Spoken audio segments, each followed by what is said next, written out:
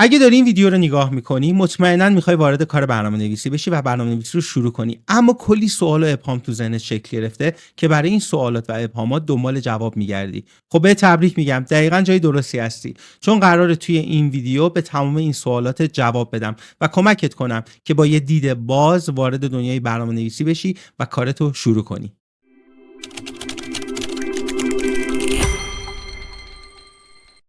سلام، خوش اومدید به کانال ایران دیوآپس. من حسینم و قراره یک ویدیوی فوق‌العاده رو با هم دیگه شروع بکنیم. کاملترین و جامعترین راهنمای شروع برنامه‌نویسی برای اونایی که میخوان کار برنامه‌نویسی رو شروع کنن. اما قبل از اینکه شروع کنیم من یک درخواستی ازتون دارم و اینکه بخش مقدمه این ویدیو که نهایت 2 الی 3 دقیقه هست رو حتما به صورت کامل ببینید، چون پایه و بنیان ادامه این ویدیو هست و بهتون کمک میکنه هم دید کلی نسبت به ویدیو پیدا بکنید، هم توی متوجه شدن باقی مباحث این ویدیو درک بهتری داشته باشید.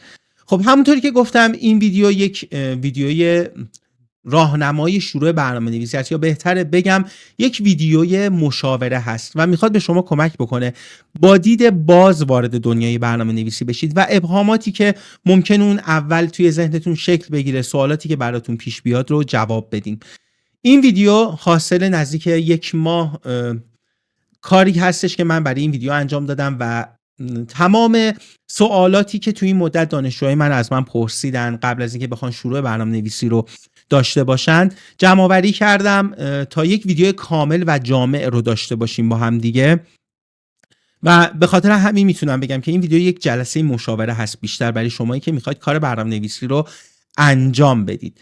توی این ویدیو قرار نیست هیچ کدی بزنیم و بیشتر قراره به سوالات جواب بدیم، به ابهامات شما جواب بدیم و کمکتون کنیم که دید بهتری نسبت به بازار کار برنامه‌نویسی پیدا بکنیم. اما قبل از اینکه بریم سراغ مباحث اصلی ویدیو، بهتر یک مقدار بیشتر با هم دیگه آشنا بشیم، چون خیلی مهمه که شما بدونید چه شخصی قراره راجع به چه موضوعی به شما مشاوره بده.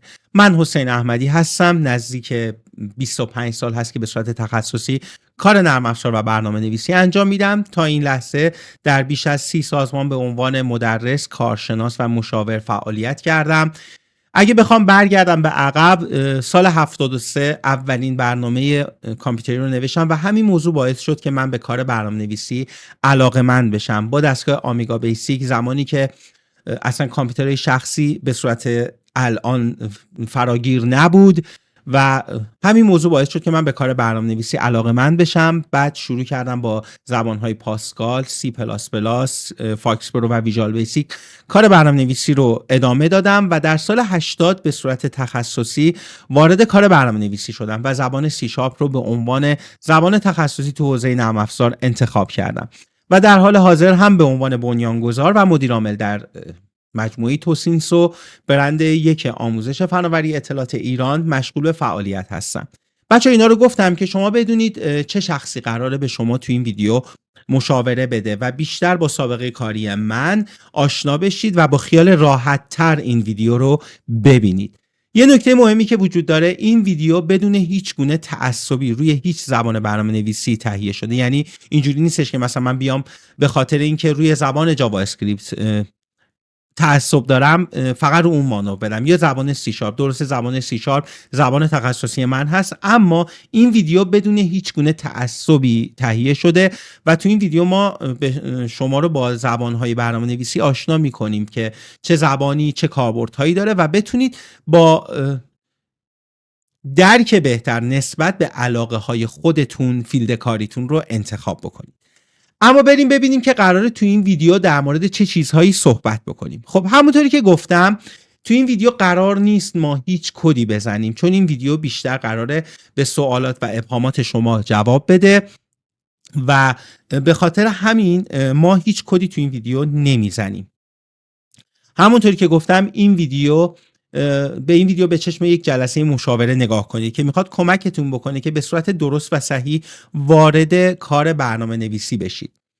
این ویدیو به صورت کلی به 3 بخش اصلی تقسیم شده. بخش اول ما مهمترین سوالاتی که بچه‌ها قبل از شروع برنامه‌نویسی براشون پیش میاد رو جمع‌آوری کردیم و می‌خوایم بهشون جواب بدیم. این سوالات مجموعه سوالاتی هستش که دانشجوهای من معمولاً از من میپرسن قبل از اینکه بخوان کار برنامه‌نویسی رو شروع کنن. اینا رو جمع‌آوری کردیم و به صورت کامل و مفصل قراره تو این ویدیو بهشون جواب بدیم. بخش دوم بررسی زبان‌های برنامه‌نویسی است که هر زبان برنامه‌نویسی چه کاربردهایی داره، معایبش چیه و مزایاش چیه که شما بتونید به صورت کامل با زبان‌های برنامه‌نویسی محبوب آشنا بشید و کاربردهای هر کدومش رو بدونید و بر اساس آگاهی که نسبت به زبان‌های برنامه‌نویسی دارید فیلد کاریتون رو انتخاب کنید. بخش سوم ما میایم چیکار میکنیم؟ فیلدهای کاری مهم و محبوب رو توی زمینه برنامه‌نویسی بررسی میکنیم و نقشه راهشون رو برای شما معرفی میکنیم. مثلا اگر ما میایم بحث HTML، CSS و جاوا اسکریپت زبانهاش رو معرفی میکنیم، باهاش آشنا میشید، میایم بحث فرانت رو بررسی میکنیم، بحث بک‌اند رو بررسی میکنیم، نقشه راهشون رو میگیم و با این روش شما میتونید هم زبانها رو بهتر بشناسید، هم فیلدهای کاری رو بهتر بدونید و با یک آگاهی کامل وارد کار برنامه نویسی بشید. اما بریم سراغ بخش اول این ویدیو، یعنی پاسخ به مهمترین سوالاتی که قبل از شروع برنامه نویسی ممکنه براتون پیش بیاد و به این سوالات جواب بدیم تا دید بازتری نسبت به دنیای برنامه نویسی پیدا کنید. خب سوال اولی که معمولا باید از خودتون بپرسید، یعنی من نباید جواب بدم، شما خودتون باید این سوال از خودتون بپرسید و بهش جواب بدید. چرا میخوای کار برنامه نویسی رو شروع کنیم؟ خب جوابهای متفاوتی به این سوال داده میشه. جواب اول اینه که به کار برنامه نویسی علاقه دارم. خب یک نفر بر اساس علاقه ای که داره میخواد کار برنامه نویسی رو شروع بکنه. مورد دوم اینه که خیلی شنیدن کار برنامه‌نویسی درآمد خوبی داره، پس ما بریم سمت کار برنامه‌نویسی. خب 100% یک فاکتور خیلی مهمه. ما وقتی یک کاری رو می‌خوایم شروع کنیم 100% درآمدی که اون کار داره میتونه تأثیر بذاره توی انتخاب ما برای شروع برنامه‌نویسی. بازار کار خوبی داره. من اگه بخوام حالا وارد کار برنامه‌نویسی بشم، بعدش به راحتی میتونم وارد بازار کار بشم، حالا به صورت فریلنسر و یا به صورت یک نیروی کار در یک جایی، و این یک فاکتوری هست که خیلیا مد نظر میگیرن برای ورود به دنیای برنامه‌نویسی.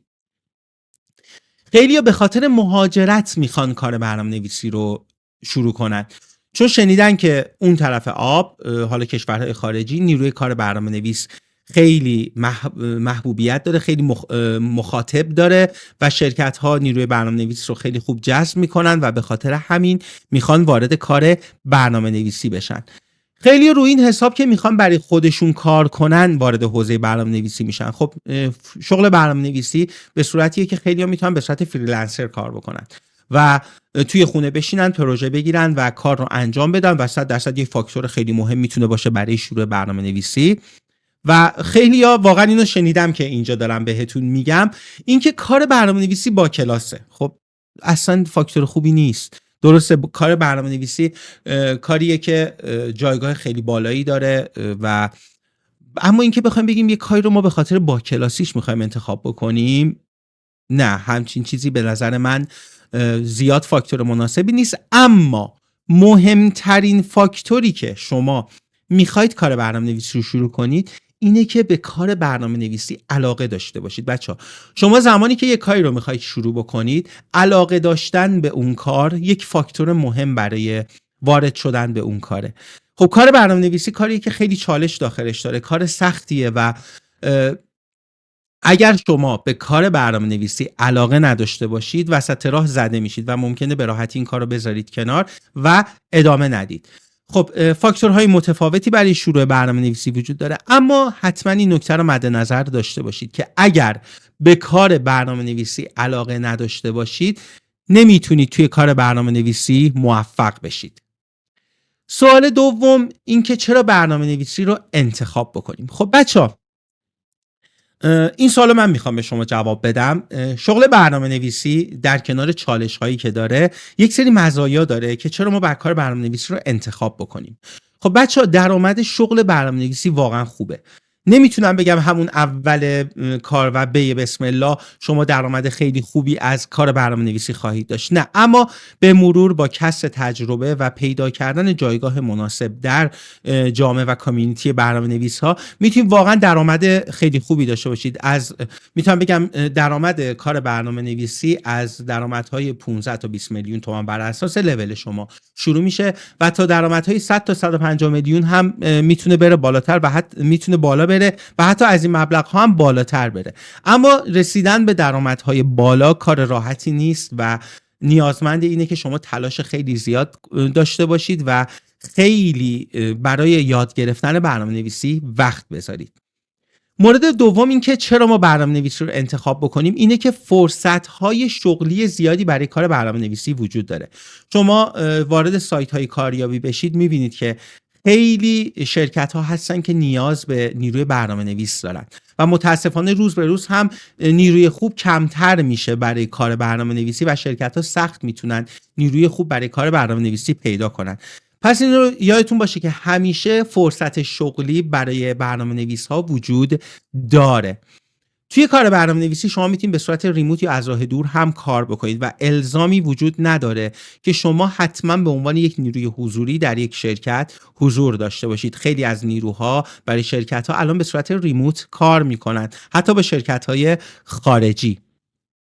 یه مزیتی که بچه‌ها کار برنامه‌نویسی داره اینه که باید دائما در حال یادگیری باشید و این رو من یک مزیت میدونم برای شغل برنامه‌نویسی، چون به قول معروف که ذهنمون تلفن کشیده نمیمونه، دائما باید در حال یادگیری باشیم، خودمون رو به روز کنیم، مخصوصا الان که تکنولوژی به شدت در حال پیشرفته و هر روز تکنولوژی‌های جدید داره معرفی میشه.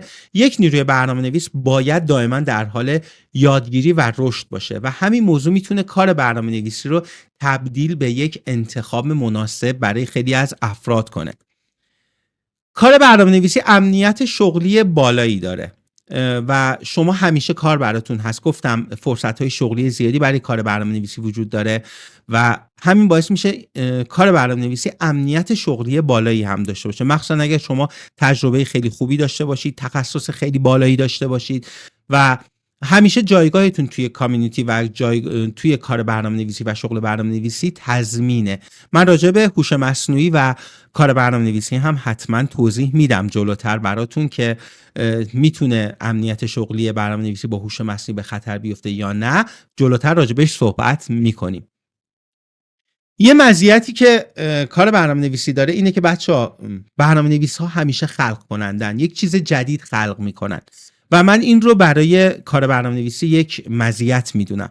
شما که میخواید کار برنامه‌نویسی انجام بدید همیشه یک درخواستی براتون وجود داره که برای اون درخواست دارین یک چیزی خلق میکنید. یک بخشی از این خلق کردن میشه برنامه‌هایی که شما مینویسید، یک بخشش میشه ایده هایی که دارید. خیلی وقتا برنامه‌نویس‌ها یک ایده‌ای دارن و میخوان یک سرویس رو ارائه بدن و یک چیز جدید رو خلق میکنن. این موضوع رو من یک مزیت میدونم برای کار برنامه‌نویسی که برنامه‌نویس‌ها همیشه خلق کنندن. موضوع بعدی که وجود داره اینه که بچه‌ها کار برنامه‌نویسی جامعه فعال و گسترده‌ای داره. خیلی افراد هستن که تو کار برنامه‌نویسی فعالیت میکنن و شما میتونید وارد این جامعه بشید و با یک طیف وسیع از آدم‌ها که توی این زمینه فعالیت دارن ارتباط داشته باشید. اصلا یکی از شیرینی‌های کار برنامه‌نویسی اینه که شما میتونید با افرادی که توی این حوزه در حال فعالیتن، حالا چه افراد مبتدی چه افراد حرفه‌ای، ارتباط داشته باشید و این موضوع یکی از مزیت‌های کار برنامه‌نویسیه. موضوع بعدی این که کار برنامه‌نویسی واقعا نیاز به تحصیلات دانشگاهی نداره. شما برای کار برنامه‌نویسی نیاز به این ندارید که حتما برید یک مدرک معتبر دانشگاهی داشته باشید و بعد بخواید وارد کار برنامه‌نویسی بشید. موضوع اصلی توی کار برنامه‌نویسی تخصص هست و همین موضوع یک مزیت برای کار برنامه‌نویسی به حساب میاد. نکته بعدی این که دنیای برنامه‌نویسی همیشه پر از چالش‌های جذابه و این موضوع باعث میشه که شما همیشه درگیر باشید با موضوعات جذابی که براتون پیش میاد و زمانی که شما مثلا دارید روی یک پروژه کار میکنید ممکنه یک کار جدید رو بخواید روش کار بکنید و همین موضوع یک چالش براتون ایجاد میکنه و این چالش باعث میشه که دنیای برنامه‌نویسی واقعا یک دنیای جذاب و دوست داشتنی باشه.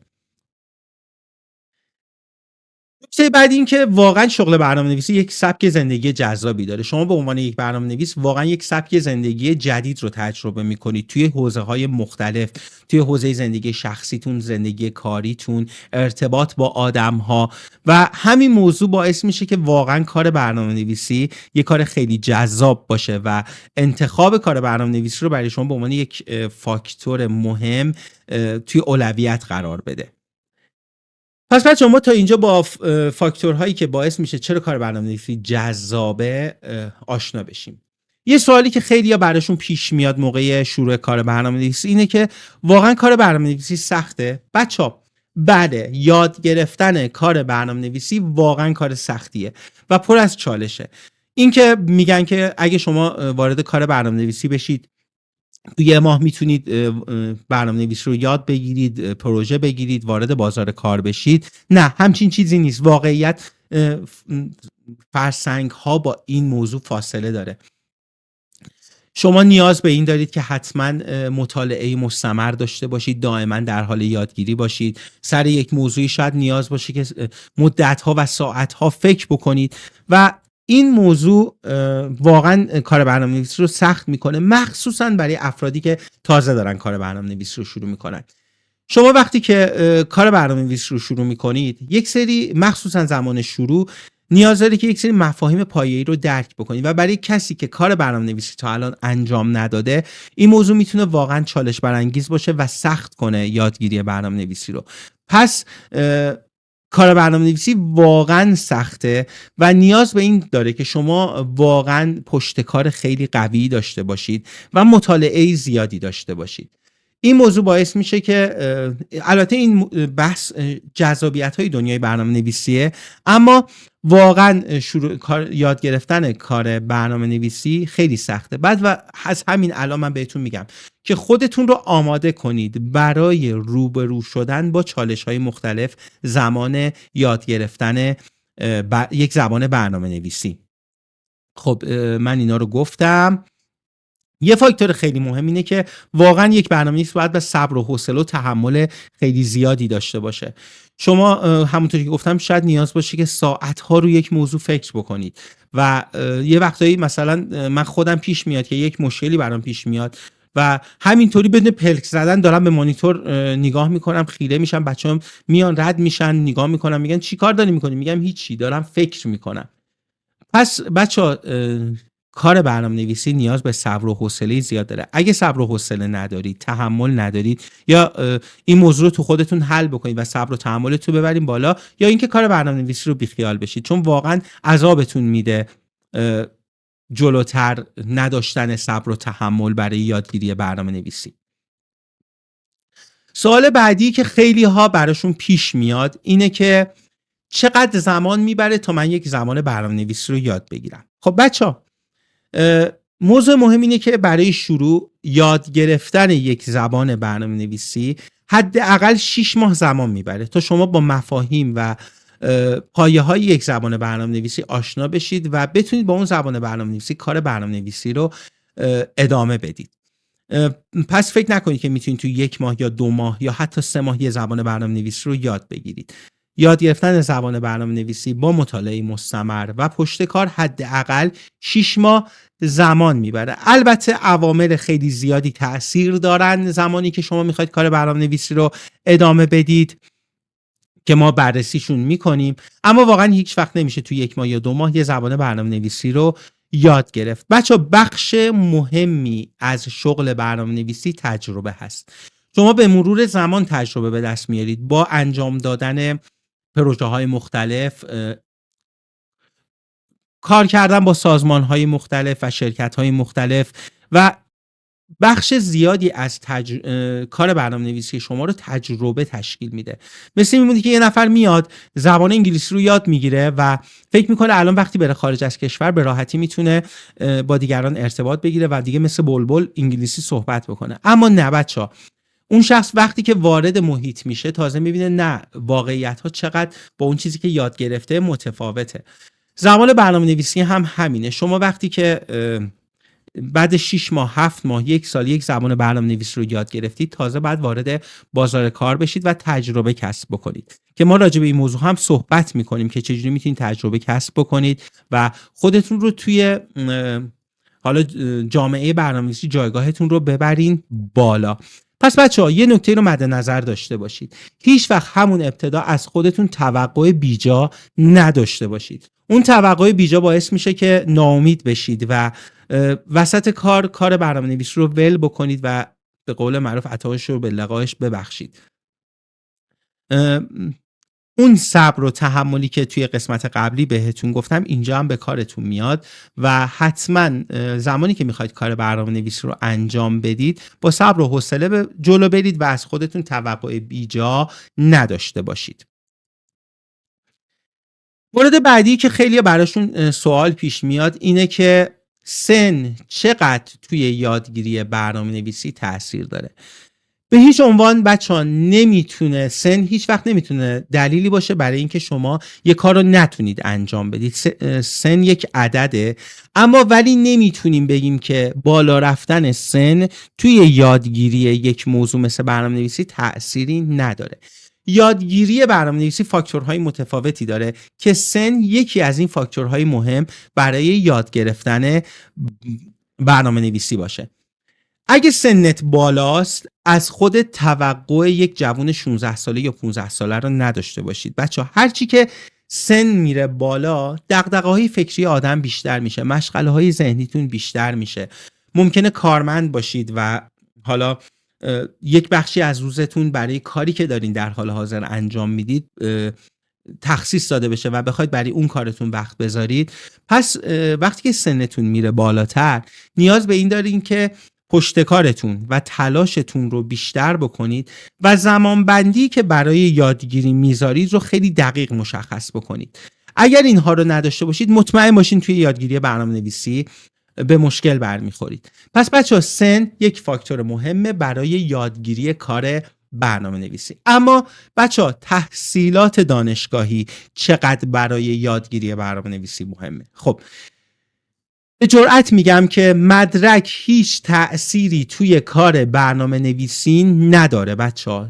شما وقتی که از دانشگاه فارغ التحصیل میشید از شما نمیپرسن که مدرکتون چیه. مهمترین چیز توی کار برنامه‌نویسی اول تخصص بعد تجربه. وقتی که شما توی دانشگاه دارید درس میخونید یک سری چیزایی بهتون یاد میدن که واقعا توی کار حرفه‌ای برنامه‌نویسی به کارتون نمیاد. دانشگاه بخوام بهتون بگم مدرک دانشگاهی برای دو جا خیلی خوبه. یکی این که بخواید توی شرکت‌های دولتی استخدام بشید و مدرک اونجا واقعا به کارتون میاد، یا اینکه بخواید مهاجرت کنید از ایران برید، اونم مخصوصا مهاجرت تحصیل که مدرک تحصیلیتون مخصوصا توی دانشگاه‌های معتبر ایرانی خیلی کمکتون میکنه که توی این دو مورد چندین پله برید بالاتر و به هدفتون نزدیکتر بشید. اما میشه گفتش که توی دانشگاه چیزی که برای تخصصتون به کارتون بیاد واقعا بهتون یاد نمیدن.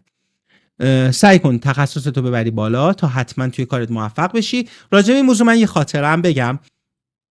سال 91 یا 92 بود فکر کنم، توی شرکتی من مشغول به کار بودم و مدیر عاملمون یک روز بعد یک سالی که من تو اون شرکت مشغول به کار بودم مدیر عاملمون اومد به من گفتش که یه کپی از مدرک لیسانست برای من بیار. خب من بچه‌ها مدرک لیسانس ندارم، من مدرکم فوق دیپلم هست و لیسانس رو ول کردم به خاطر اینکه می‌خواستم روی کسب و کار خودم کار بکنم و من نگاش کردم گفتم مهندس من اصلا مدرک لیسانس ندارم. یه لحظه همینجوری نگاهم کرد گفت باورت میشه فکر می‌کردم تو این یک سال تو لیسانس داری یا فوق لیسانس داری؟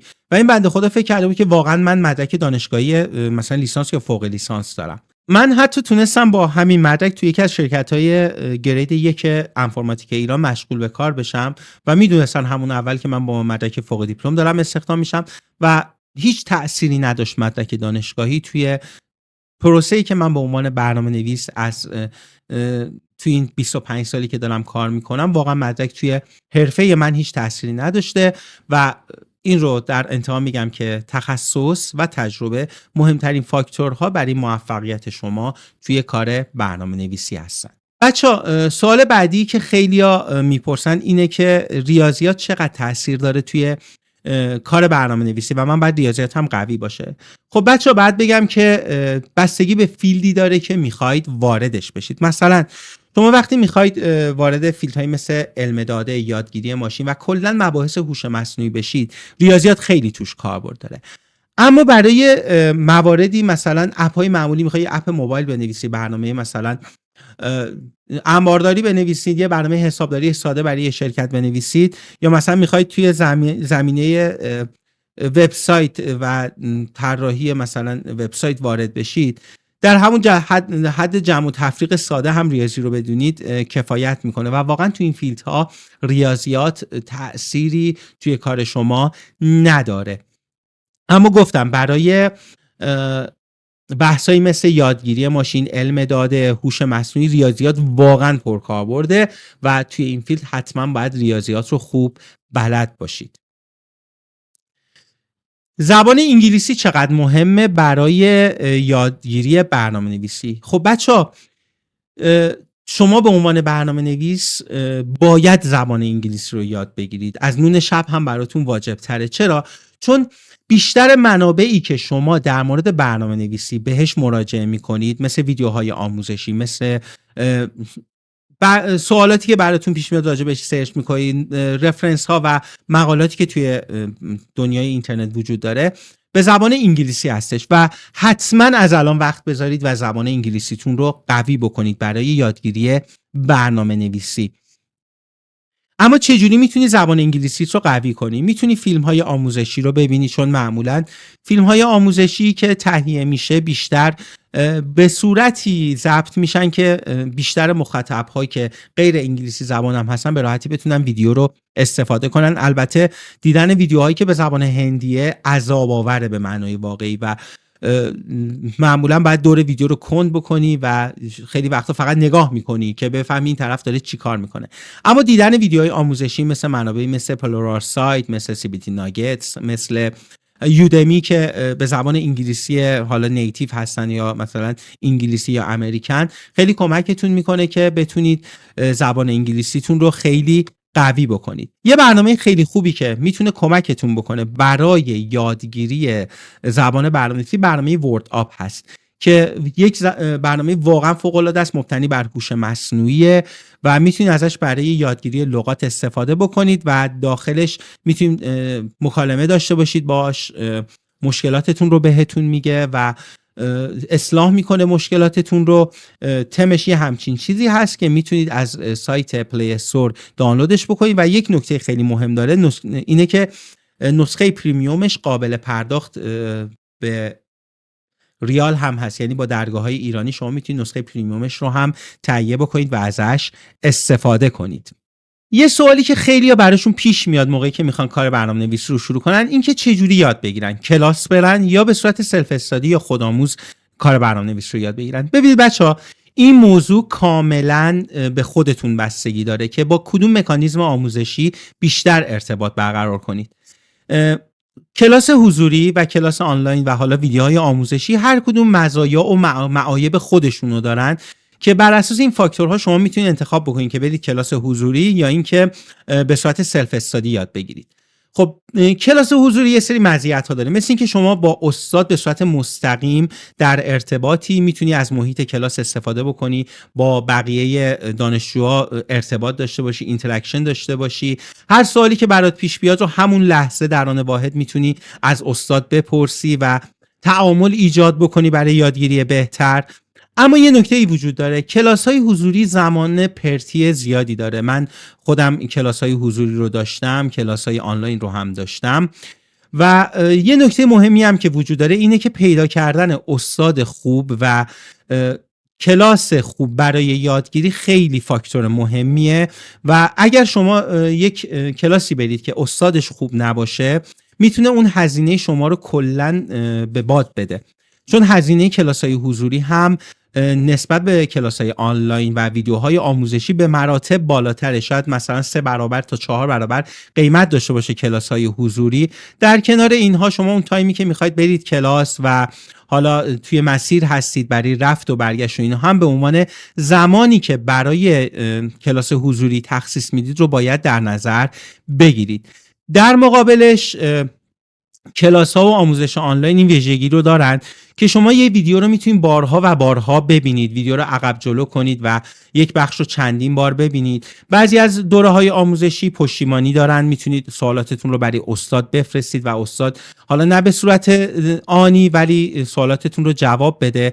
و یه مزیتی که کلاس‌های آنلاین و ویدیوهای آموزشی نسبت به کلاس‌های حضوری دارن اینه که قیمتشون به مراتب از کلاس‌های آنلاین از کلاس‌های حضوری پایین‌تره و البته تنوع آموزش‌های آنلاین و اساتید مختلفی که وجود داره تو این حوزه خیلی زیاده و شما میتونید با هزینه کمتر استاد بهتری رو انتخاب بکنید برای دیدن حالا پیدا کردن آموزش‌های مناسب برای دیدن. پس شرکت توی کلاس‌های حضوری یا کلاس‌های آنلاین و مطالعه سلف استادی کاملاً به خودتون بستگی داره که با کدوم شرایط آموزشی بهتر میتونید ارتباط برقرار بکنید. خب سوال بعدی که میتونم بگم خیلی مهمه و واقعاً ترس ایجاد کرده تو خیلی از افراد اینه که هوش مصنوعی و برنامه نویسی آیندهشون چی میشه؟ آیا مثلا هوش مصنوعی قرار جایگزین شغل برنامه نویسی بشه و امنیت شغل برنامه نویسی با وجود هوش مصنوعی چقدر به خطر میفته؟ خب بچه نگاه کنید، هنوزم که حالا با وجود این که هوش مصنوعی خیلی پیشرفت کرده و من خودم هم در کارهای روزمره خیلی از هوش مصنوعی استفاده میکنم، اما باز هم یک سری محدودیت ها داره. خیلی وقتا جواب مناسب به شما نمیده و نکته مهمی که وجود داره اینه که هوش مصنوعی برای استفاده ازش باید حتما یک اپراتور وجود داشته باشه که بهش پرامپت بده و خروجی بگیره. بعضی وقتا جوابهایی میده که واقعا کاربردیه، میتونید از اون جوابها استفاده بکنید. اما نکته مهمی که وجود داره، شما به عنوان یک برنامه نویس باید بدونید که چجوری از ابزارهای هوش مصنوعی توی کارتون استفاده بکنید. اگه نکنید این کار رو واقعا کلاتون پس معرکه است. شما به عنوان یک برنامه نویس باید نحوه ارتباط گرفتن با هوش مصنوعی رو بلد باشید و یک مزیتی که هوش مصنوعی داره تأثیرش توی روند یادگیری شماست. جایی که ابهام براتون پیش میاد، جایی که مشکل براتون پیش میاد، به راحتی میتونید از هوش مصنوعی بپرسید، جوابهای خیلی خوبی بهتون میده و واقعا میتونه به عنوان یک دستیار و معلم در کنار پروسه یادگیری شما به شما کمک بکنه و نه فقط در پروسه یادگیری، در روند کار شما و انجام پروژه هایی که دارید جلو میبرید. هوش مصنوعی واقعا میتونه کمک بکنه به شما برای پیشرفت توی کارتون. میتونم به این صورت بگم که هوش مصنوعی میتونه به عنوان یک دستیار واقعا قدرتمند در کنار شما باشه و کمکتون کنه که به مراتب توی کار برنامه‌نویسی جایگاه بالاتری داشته باشید و بتونید خیلی سریعتر پیشرفت بکنید. سعی کنید به عنوان یک برنامه‌نویس نحوه ارتباط گرفتن با هوش مصنوعی رو یاد بگیرید که اصطلاحاً بهش میگن پرامپت انجینیرینگ. اصلا پرامپت انجینیرینگ داره تبدیل به یک حرفه میشه. تو خیلی از دانشگاه داره تدریس میشه و نحوه درست پرامپت دادن و درخواست دادن به هوش مصنوعی یک فاکتور خیلی مهم هست که باید حتما باش آشنا باشید و من سعی میکنم حتما یک ویدیو در ارتباط با بحث پرامپت دادن به هوش مصنوعی تهیه بکنم و توی پیج بذارم. پس خلاصه بخوام بکنم، خیلی هوش مصنوعی قرار نیست جایگزین برنامه‌نویس ها بشه. برنامه‌نویس ها میتونن تبدیل به یک اپراتور بشن که از هوش مصنوعی برای تولید اپلیکیشن و سریع کردن پروسه تولید اپلیکیشن هاشون استفاده بکنن. اما خیلی قرار نیست هوش مصنوعی حداقل به این زودی ها جایگزین حرفه و شغل برنامه نویسی بشه. سوال مهمی که خیلی ها میپرسن اینه که ما چجوری تبدیل به یک برنامه نویس ارشد یا برنامه نویس سنیور بشیم. بچه‌ها توی دنیای برنامه نویسی ها به دو دسته تقسیم میشن: برنامه نویس های جونیور یا برنامه‌نویس‌های مقدماتی و برنامه‌نویس‌های سنیور یا برنامه‌نویس‌های ارشد. صرفاً شما با یاد گرفتن یک زبان برنامه‌نویسی و حرفه‌ای شدن توی زبان برنامه‌نویسی تبدیل به یک برنامه‌نویس سنیور میشید. اما برنامه‌نویس ارشد یک سری فاکتورها و یک سری ویژگی‌ها داره که توی این قسمت میخوام راجع به این فاکتورها و ویژگی‌ها صحبت کنم. برنامه‌نویس ارشد درک عمیقی از موضوعات مختلف داره، یعنی توی حیطه کاری خودش دیپ نالج داره. یک آدم و دو دستن، یک سری هستن که یک درک سطحی از یک موضوع پیدا میکنن و دیگه ولش میکنن میذارن کنار. اما برنامه‌نویس ارشد روی موضوعات مختلف دانش عمیق و درک عمیق داره. پس سعی کنید توی پروسه یادگیریتون حتما روی موضوعات مختلف عمیق بشید و خوب موضوعات رو یاد بگیرید. ویژگی بعدی که برنامه‌نویس ارشد داره اینه که از تغییر ترس نداره. من این مثال خیلی وقتا هستن الان شرکت‌هایی هستن و برنامه‌نویسایی هستن که هنوز دارن از نسخه‌های قدیمی استفاده میکنن برای پروژه هاشون و به قول معروف اجایل نیستن، نمیتونن خودشون رو با تغییرات وقف بدن. همیشه به عنوان یک برنامه‌نویس ارشد باید آمادگی داشته باشید که بتونید تغییر کنید و تغییر رو بپذیرید توی پروسه کاریتون و شغل حرفه‌ای برنامه‌نویسیتون. یه برنامه‌نویس ارشد دائما در حال بروز کردن خودش هست. نسخه‌های جدیدی که از تکنولوژیایی که استفاده میکنه رو میره دنبالش، یاد میگیره و دائما خودش رو بروز میکنه و با پیشرفت تکنولوژی دائما داره خودش رو جلو میبره و پیشرفت میکنه. برنامه‌نویس ارشد قدرت حل مسئله بالا داره و میتونه مسائل مختلف رو به صورت صحیح آنالیز بکنه و برای مسائل مختلف راهکار بده تا بتونه مشکلات رو به راحتی حل کنه. یک برنامه‌نویس تو یک زبان استاده، مثلا زبان سی شارپ رو خوب بلده، اما با زبان‌های برنامه‌نویسی مختلف و کاربردهاشون آشناست و میدونه هر زبان برنامه‌نویسی تو چه حوزه‌ای کاربرد داره و چه استفاده‌هایی میشه ازش کرد. یک برنامه‌نویس ارشد توانایی مدیریت تیم و پروژه رو داره. شما به عنوان یک برنامه‌نویس باید بتونید یک تیم رو به صورت صحیح مدیریت بکنید. برنامه‌نویس ارشد یعنی جایگاه بالایی داره و ممکنه نیروهای مختلفی زیر دستش کار بکنن. پس از همین الان این ویژگی رو تو خودتون تقویت بکنید که چجوری یک تیم رو میشه مدیریت کرد و چجوری یک پروژه رو میشه مدیریت کرد. برنامه‌نویس ارشد توانایی مستندسازی داره. شما وقتی یک پروژه‌ای دارید انجام میدید نیاز دارید که مثلا برای پروژه‌های خیلی بزرگ اینکه چجوری یک پروژه رو مستندسازی بکنید. شما باید از الان این توانایی رو توی خودتون ارتقا بدید که چجوری میشه یک پروژه رو مستندسازی کرد تا برای مراجعه بعدی به بخش‌های مختلف یک پروژه بتونید از مستندات به صورت صحیح استفاده بکنید. یک ویژگی که برنامه‌نویس ارشد داره بچه‌ها اینه که میتونه از ابزارهای مختلف به شکل صحیح استفاده بکنه. شما در طول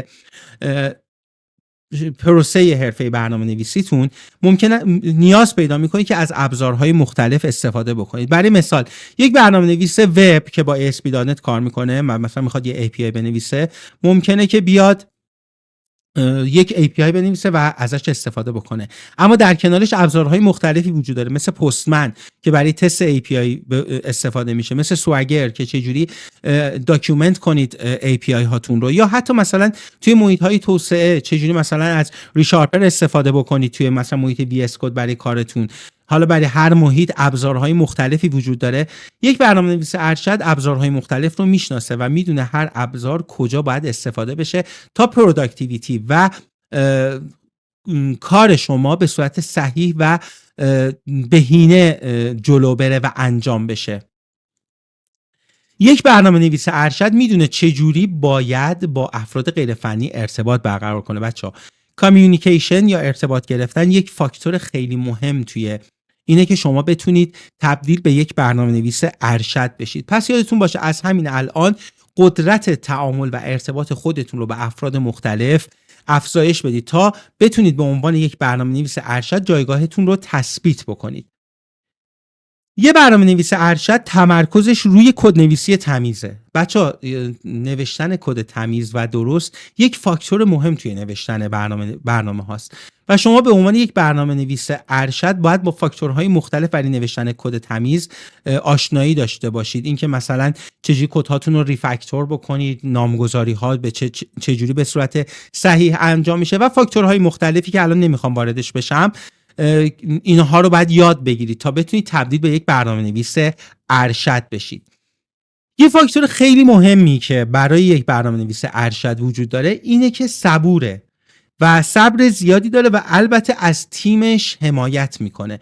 و آدم‌ها دو دستن بچه‌ها، یک عده هستن که بارن برای تیمشون، یک عده هستن که همراهن با تیمشون. برنامه‌نویس ارشد با تیمش همراهه و صبر زیادی داره و یک روحیه حمایتگری داره در قبال افرادی که داره باهاشون کار میکنه. پس بچه ها شما برای اینکه تبدیل به یک برنامه‌نویس ارشد بشید این فاکتورهایی که اینجا من براتون لیست کردم رو حتما بهش توجه بکنید و سعی کنید تو این آیتم ها خودتون رو از الان قوی کنید. سوال بعدی که خیلی ها میپرسن اینه که چه زبان برنامه‌نویسی رو برای شروع انتخاب کنید. بچه ها این سوال کاملا ارتباط پیدا میکنه جوابش به این که شما تو چه فیلد کاری میخواید کار بکنید. یه سری ها میگن پایتون رو انتخاب بکن، یه سری ها میگن سی شارپ رو انتخاب بکن، یک سری ها میگن مثلا جاوا اسکریپت رو انتخاب بکن. اما باید اول بدونی که تو چه فیلدی میخوای کار بکنی. وقتی جواب این فیلد رو پیدا کردی که چه فیلدی مناسب توه برای کار کردن، بعدش میتونی زبان برنامه‌نویسی مناسب رو انتخاب بکنی. این که الان جا افتاده میگن که پایتون رو برای شروع انتخاب بکن چون زبان ساده‌ایه، واقعا حرف اشتباهیه بچه‌ها. انتخاب یک زبان برنامه‌نویسی صرفاً به خاطر ساده بودنش باعث میشه که شما از الان این سیگنال رو به ذهن خودتون بدید که چون من قدرت روبرو شدن با چالش ها رو ندارم، پس میخوام یک زبانی رو انتخاب بکنم که کارم راحت تر بشه و این موضوع باعث میشه که تنبل بار بیایید، ذهنتون تنبل بشه و بعدها توی مراحل بعدی کارتون به شدت به مشکل بر بخورید. پس برای انتخاب یک زبان برنامه‌نویسی اول باید علایق خودت رو بشناسی، بدونی تو چه فیلدی میخوای وارد بشی و بعد بر اساس این فاکتورها یک زبان برنامه‌نویسی مناسب رو انتخاب میکنی و شروع میکنی به یاد گرفتن.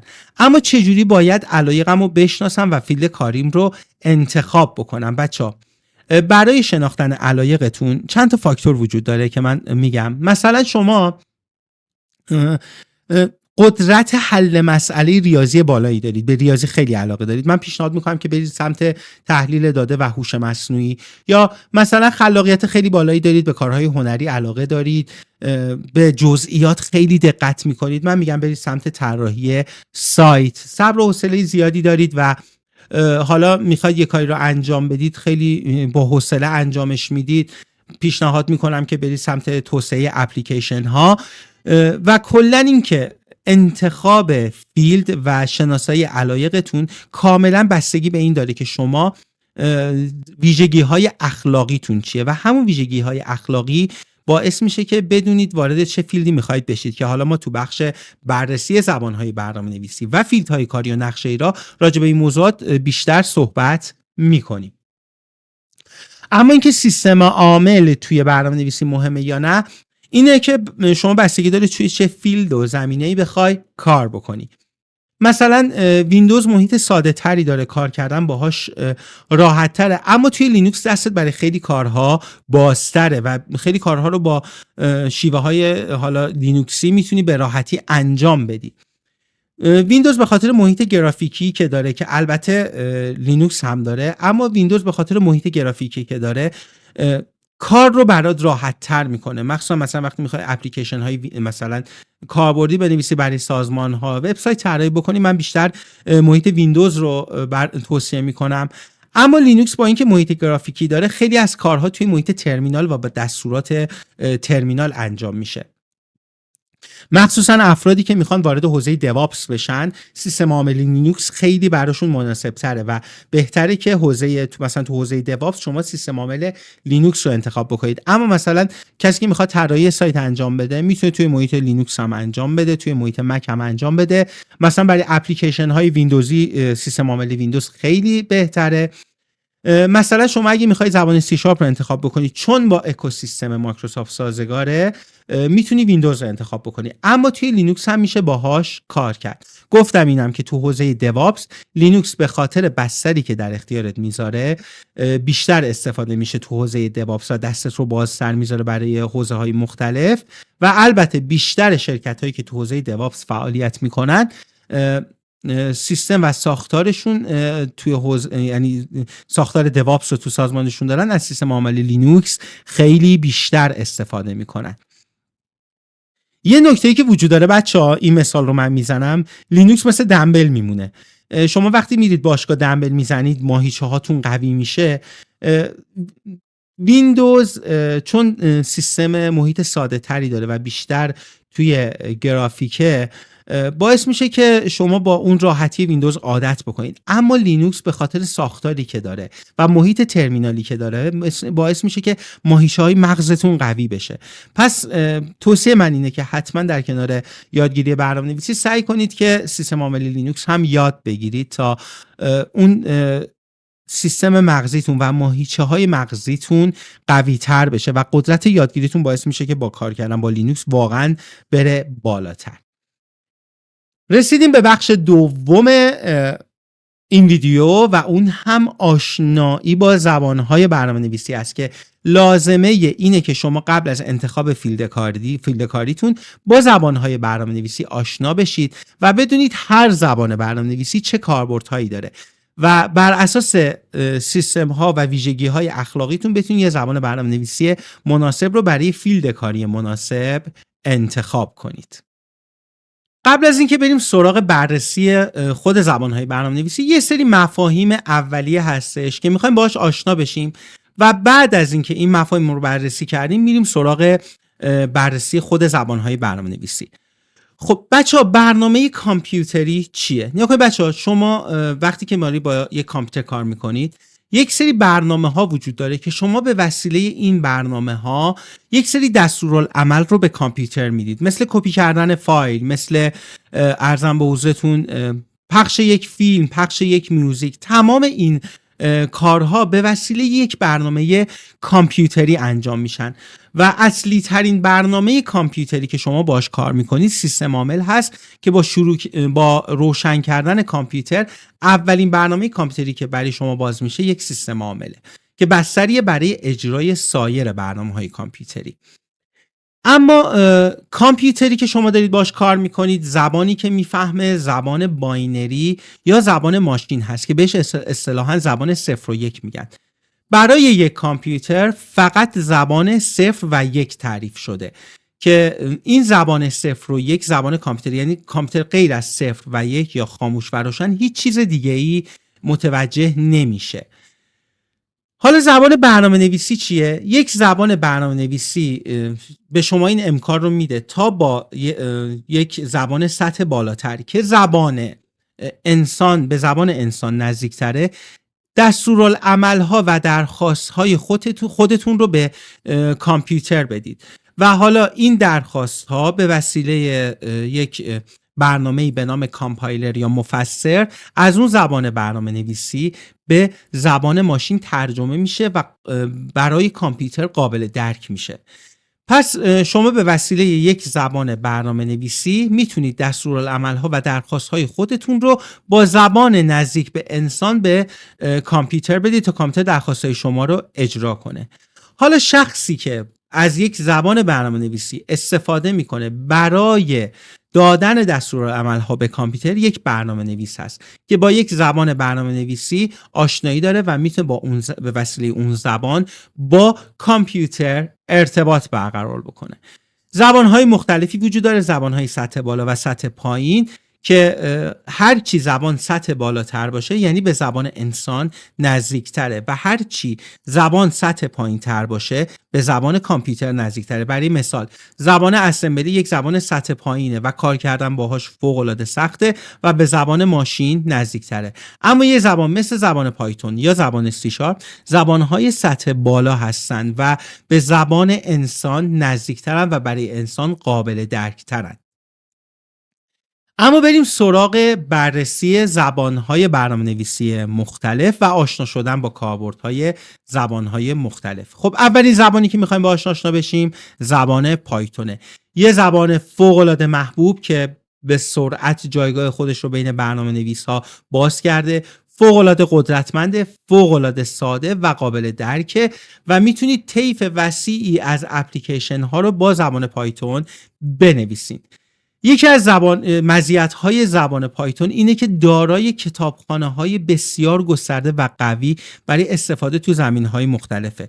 شما از بحث علم داده بگیرید، یادگیری ماشین، پردازش متن، پردازش تصویر، طراحی سایت، برنامه‌نویسی موبایل و تمام این موارد برای پایتون کتابخانه وجود داره و به صورت رایگان هم در اختیارتون هست و میتونید ازش استفاده بکنید.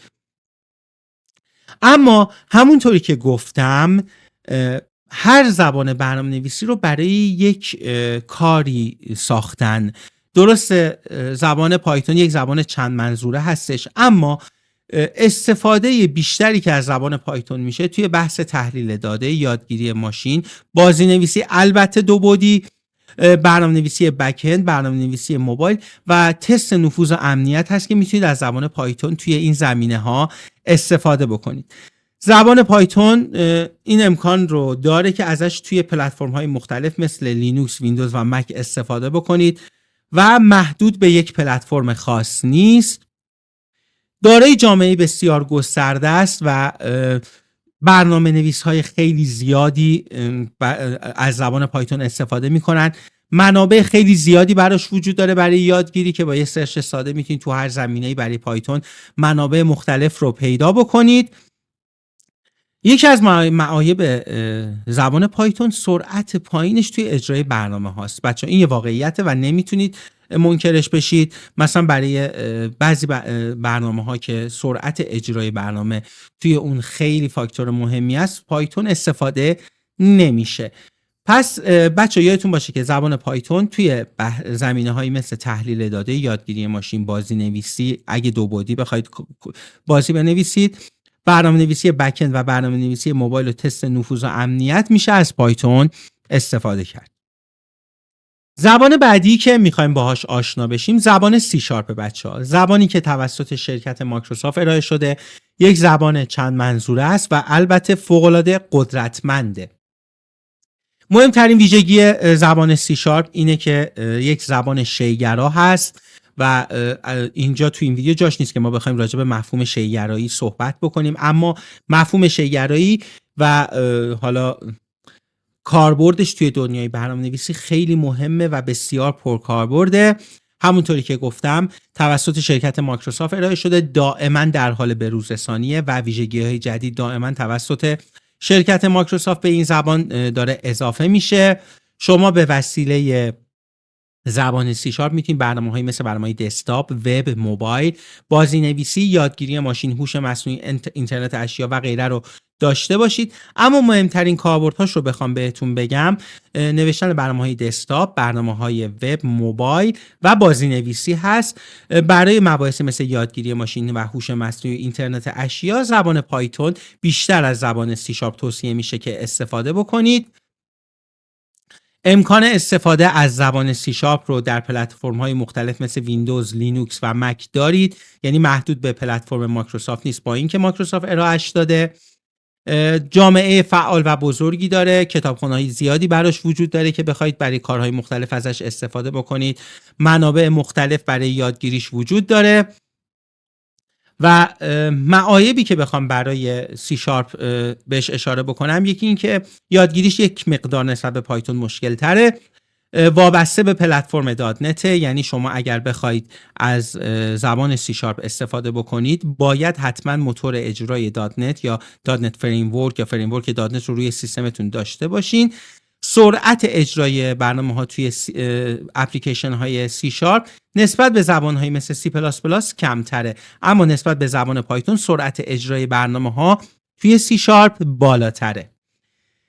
زبان جاوا یه زبان سطح بالاست، شباهت خیلی زیادی به زبان سی شارپ داره، چون که هر جفتشون ریشه توی زبان سی پلاس پلاس و سی دارن و بسیار قدرتمنده.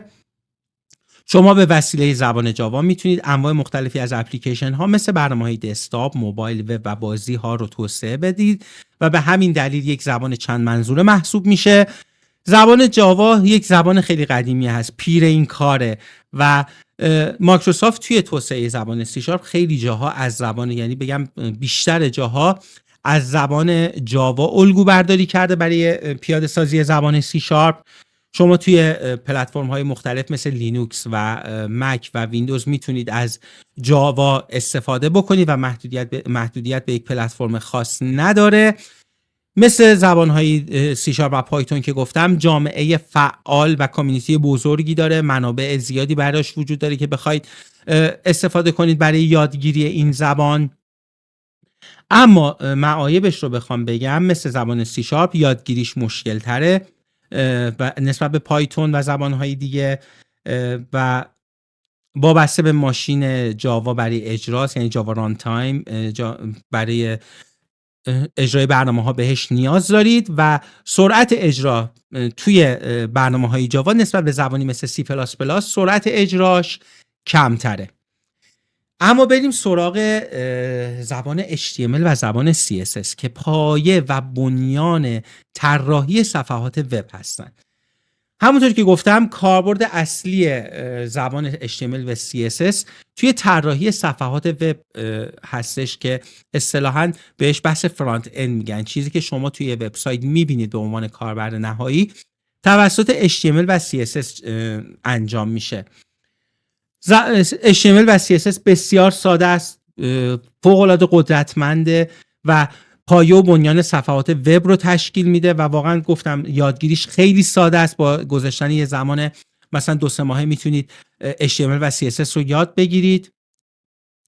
اگه بخوام تفاوت HTML و CSS رو براتون بگم، کاربرد زبان HTML طراحی ساختار اصلی صفحات وب و المان‌های صفحات وب هستن.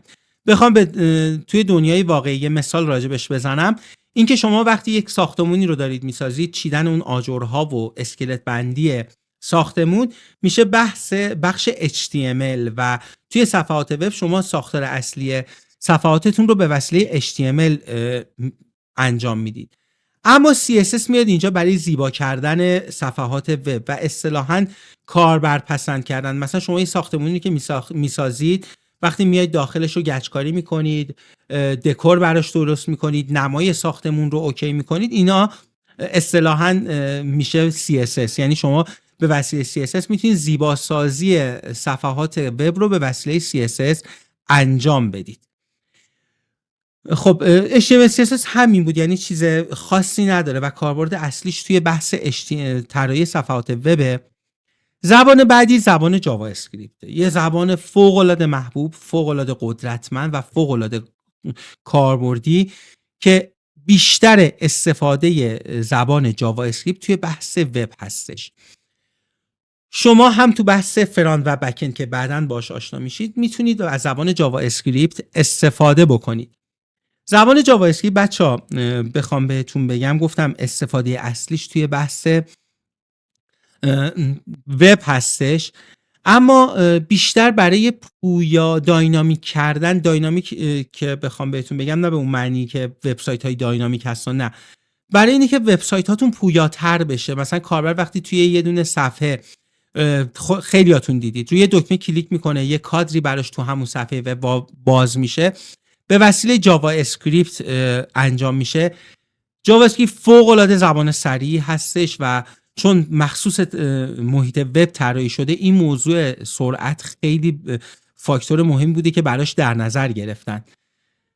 یادگیریش نسبت به زبان‌هایی مثل سی شارپ و جاوا راحت‌تره و پروسه یادگیری راحت‌تری داره و فوق‌العاده بین جامعه برنامه‌نویسی محبوبه. یعنی شما بیشتر برنامه‌نویسایی که می‌بینید حتما با زبان جاوا اسکریپت آشنایی دارن، مخصوصا اونایی که به صورت فول استک کار میکنن که بعداً با مفهوم فول استک آشنا میشیم، یا کسایی که تو بخش فرانت کار میکنن یا حتی بک اند با زبان جاوا اسکریپت آشنایی دارن.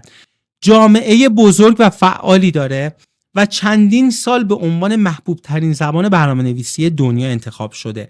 منابع یادگیری زیادی براش وجود داره و شما با یه سرچ ساده توی محیط اینترنت میتونید به منابع فوق‌العاده زیادی برای این زبان برنامه‌نویسی یا بهتر بگیم زبان اسکریپت نویسی دسترسی داشته باشید. معایبش اینه که نسبت به زبان‌های مثل پایتون و سی شارپ کاربردهای محدودتری داره، مخصوصا تو محیط وب. در صورت اینکه به صورت صحیح ازش استفاده نشه ریسک‌های امنیتیتون رو میبره بالا. نسبت به زبان‌های دیگه قابلیت دیباگینگ و اشکال زدایی کمتری داره و از قابلیت‌های شی‌گرایی به صورت کامل زبان جاوا اسکریپت پشتیبانی نمی‌کنه. پس این میشه مواردی که شما نسبت به زبان جاوا اسکریپت باید باهاش آشنا باشید. قابلیت‌ها و کاربردهای زبان جاوا اسکریپت رو توی این بخش باهاش آشنا شدیم. زبان برنامه‌نویسی بعدی زبان سی پلاس پلاس هست. یک زبان سطح بالا و هم سطح پایین، شی‌گرا، فوق‌العاده قدرتمند که خیلی جاها از زبان سی پلاس پلاس استفاده میشه و البته خیلی‌ها الان جدیداً کم میرن سمت یاد گرفتن این زبان. اینجوری بهتون بگم که زبان سی پلاس پلاس تو هیچ کاری بهتون نمیگه. شما هر کاری که بخواید رو میتونید با زبان سی پلاس پلاس انجام بدید. نوشتن وبسایت، نوشتن اپلیکیشن توی زمینه هوش مصنوعی، توی زمینه بازی‌نویسی، برنامه‌های ریل تایم و که میگم پیر کار برنامه‌نویسی دیگه، یعنی قدمت خیلی زیادی داره، فوق‌العاده قدرتمنده و توی هر کاری میتونید ازش استفاده بکنید. بچه زبان سی پلاس پلاس سرعت فوق‌العاده اجرای بالایی داره و به همین خاطر توی کارهایی که برنامه‌هایی که سرعت پاسخگویی توی اون برنامه‌ها خیلی فاکتور مهمیه، از زبان سی پلاس پلاس استفاده کنید. مثلا خیلی از کامپایلرها با زبان سی پلاس پلاس نوشته میشن، کامپایلر زبان‌های برنامه‌نویسی. بخشی از سیستم‌های عامل با زبان سی پلاس پلاس نوشته میشن و مثلا خیلی جاها مثلا توی بحث نوشتن بازی‌های کامپیوتری از زبان سی پلاس پلاس استفاده میشه، اما به معنای واقعی پوست آدم رو میکنه وقتی میخواید زبان سی پلاس پلاس رو یاد بگیرید، چون واقعا یادگیریش سخته و باید خیلی زمان بذارید، خیلی زمانبندی دقیق داشته باشید برای یادگیری و پشتکار داشته باشید تا بتونید زبان سی پلاس پلاس رو یاد بگیرید. قابلیت اجرا رو هر پلتفرمی رو داره، لینوکس، مک، ویندوز و دستگاه‌های حالا موبایل و غیره. شما میتونید کدهای سی پلاس پلاس رو اجرا بکنید و گفتم در نوشتن برنامه‌ای که زبان پاسخگویی توشون اولویت خیلی بالایی داره، زبان سی پلاس پلاس انتخاب اول هستش. همونطوری که گفتم به دلیل منابع، به دلیل قدمت طولانی که داره، منابع خیلی زیادی توی محیط اینترنت براش وجود داره که بخواید ازش استفاده بکنید. معایبی که داره و میگم پوست آدم رو میکنه حتی موقع کد نویسی، مدیریت خودکار حافظه نداره که زبانهای دیگه مثل پایتون، جاوا و سی شارپ دارن. شما باید دستی حافظتون رو مدیریت بکنید توی زبان سی پلاس پلاس. یادگیریش خیلی سخته. برای یه کاری که میخواید انجام بدید نسبت به زبانهای دیگه باید کد بیشتری بنویسید و به صورت پیش‌فرض از یه سری قابلیت‌ها پشتیبانی نمی‌کنه، مثل برنامه‌نویسی دیتابیس، ارتباط با بانک‌های اطلاعاتی و مثلا زبان سی شارپ این قابلیت رو به صورت پیش‌فرض داره داخل خودش، اما زبان سی پلاس پلاس نداره. زبان سی پلاس پلاس زمانی که ما کار برنامه‌نویسی رو شروع کردیم به عنوان زبان پیش‌فرض برای یادگیری برنامه‌نویسی بود و ما از زبان سی پلاس پلاس تقریباً کار برنامه‌نویسی رو به صورت حرفه‌ای شروع کردیم و باعث میشه واقعاً انتخاب زبان سی پلاس پلاس برای یادگیری برنامه‌نویسی کار شما رو بعدها توی یادگیری سایر زبان‌های برنامه‌نویسی هم راحت بکنه. مثلا شما اگه زبان سی پلاس پلاس رو بلد باشید، یاد گرفتن زبانی مثل کاتلین، مثل جاوا، مثل پایتون، مثل کاتلین، زبان سی شارپ و غیره خیلی کارتون راحت تر بشه، چون بیس بیشتر زبانهای برنامه نویسی مبتنی بر زبان C++ هست و یادگیریش کار شما رو بعداً توی یادگیری سایر زبانهای برنامه نویسی به شدت ساده میکنه. زبان بعدی که میخوایم باهاش آشنا بشیم زبان PHP هست، زبانی که مختص وب طراحی شده و بحث بک‌اند.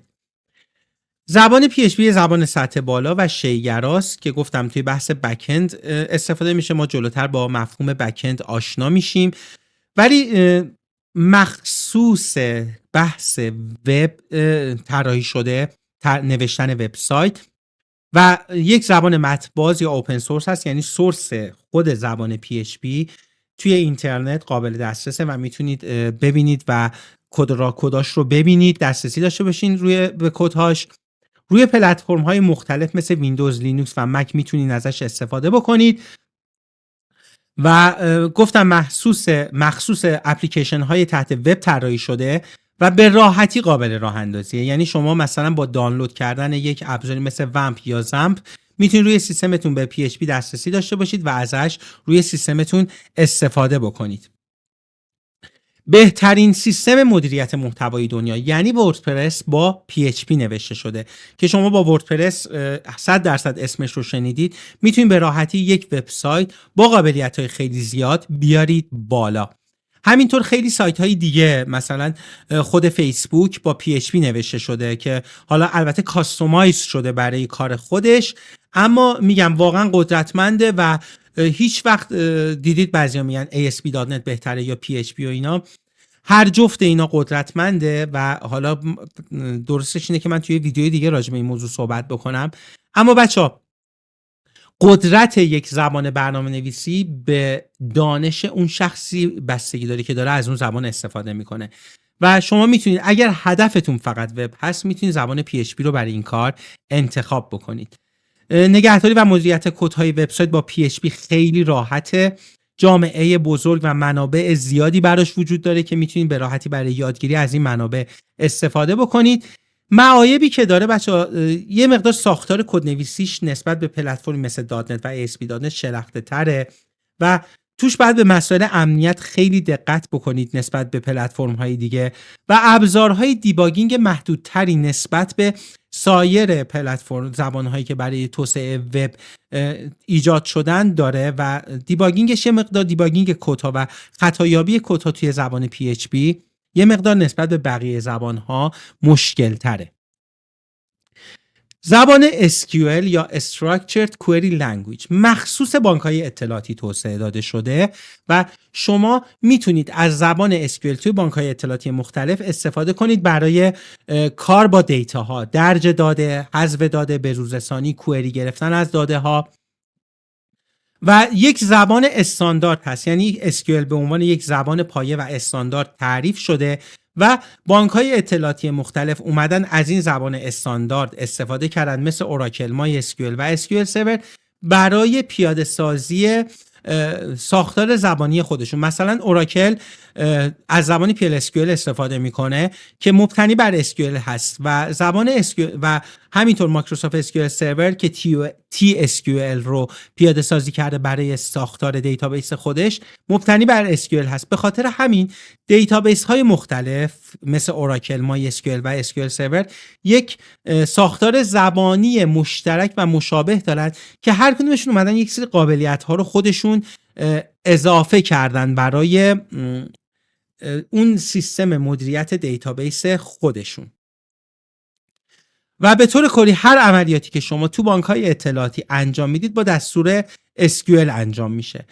جامعه بزرگی داره مثل بقیه مواردی که گفتیم و منابع یادگیری براش بسیار در دسترسه و میتونید به راحتی با سرچ کردن برای هر موضوعی جواب پیدا کنید، منابع یادگیری پیدا کنید. یادگیریش یه کم پیچیده است ولی نه زیاد، ولی میتونه یه مقدار چالش برانگیز باشه اما راحت میشه یادش گرفت. و کلیت زبان SQL اینه، یعنی کسی که میخواد SQL رو یاد بگیره هدف اصلیش استفاده از بانک‌های اطلاعاتیه.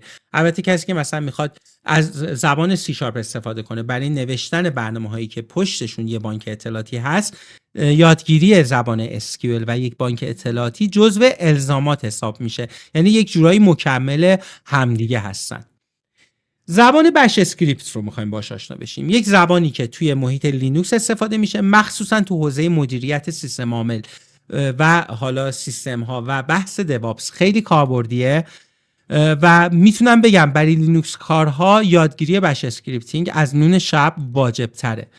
همونطور که گفتم بیشترین کاربردش برای مدیران سیستم یا سیس ادمین هاست و کاربرد اصلیش بچه‌ها اینه که شما به وسیله زبان بش میتونید کارهای روتینتون رو خودکارسازی بکنید و ساده سازی بکنید. یک سری کارها رو، قابلیت‌های پیشرفته زبان‌های برنامه‌نویسی مثل شیگرایی رو نداره و اگر با خط فرمان لینوکس و ترمینال آشنایی داشته باشید، یادگیری بش اسکریپتینگ واقعا راحته و به سرعت میتونید بش اسکریپتینگ رو یاد بگیرید. خب کلیت بش اسکریپتینگ این بود و کاربردهاش رو بهتون گفتم. بخش بعدی زبان گو یا گولنگ هست. یک زبان متن‌باز که توسط گوگل توسعه داده شده. توی زمین‌های مختلفی میتونید از زبان گو استفاده بکنید. هنوز به اون صورت جا نیفتاده بین برنامه نویس ها، اما مثلا توی توسعه برنامه‌ای مثل کلود، برنامه‌های تحت وب، سرویس‌های تحت شبکه، نوشتن ماکرو سرویس‌ها، مخصوصا برنامه‌نویسی موازی و آسینکرونوس پروگرامینگ و تحلیل داده و یادگیری ماشین، زبان گو کاربرد داره. سینتکسش یک چیزی مشابه زبان سیه ولی یک سری تفاوت‌های کوچولو با هم دیگه داره و سرعت کامپایل و اجراش فوق‌العاده بالاست. به ماشین مجازی مثل داتنت و جاوا نیاز نداره.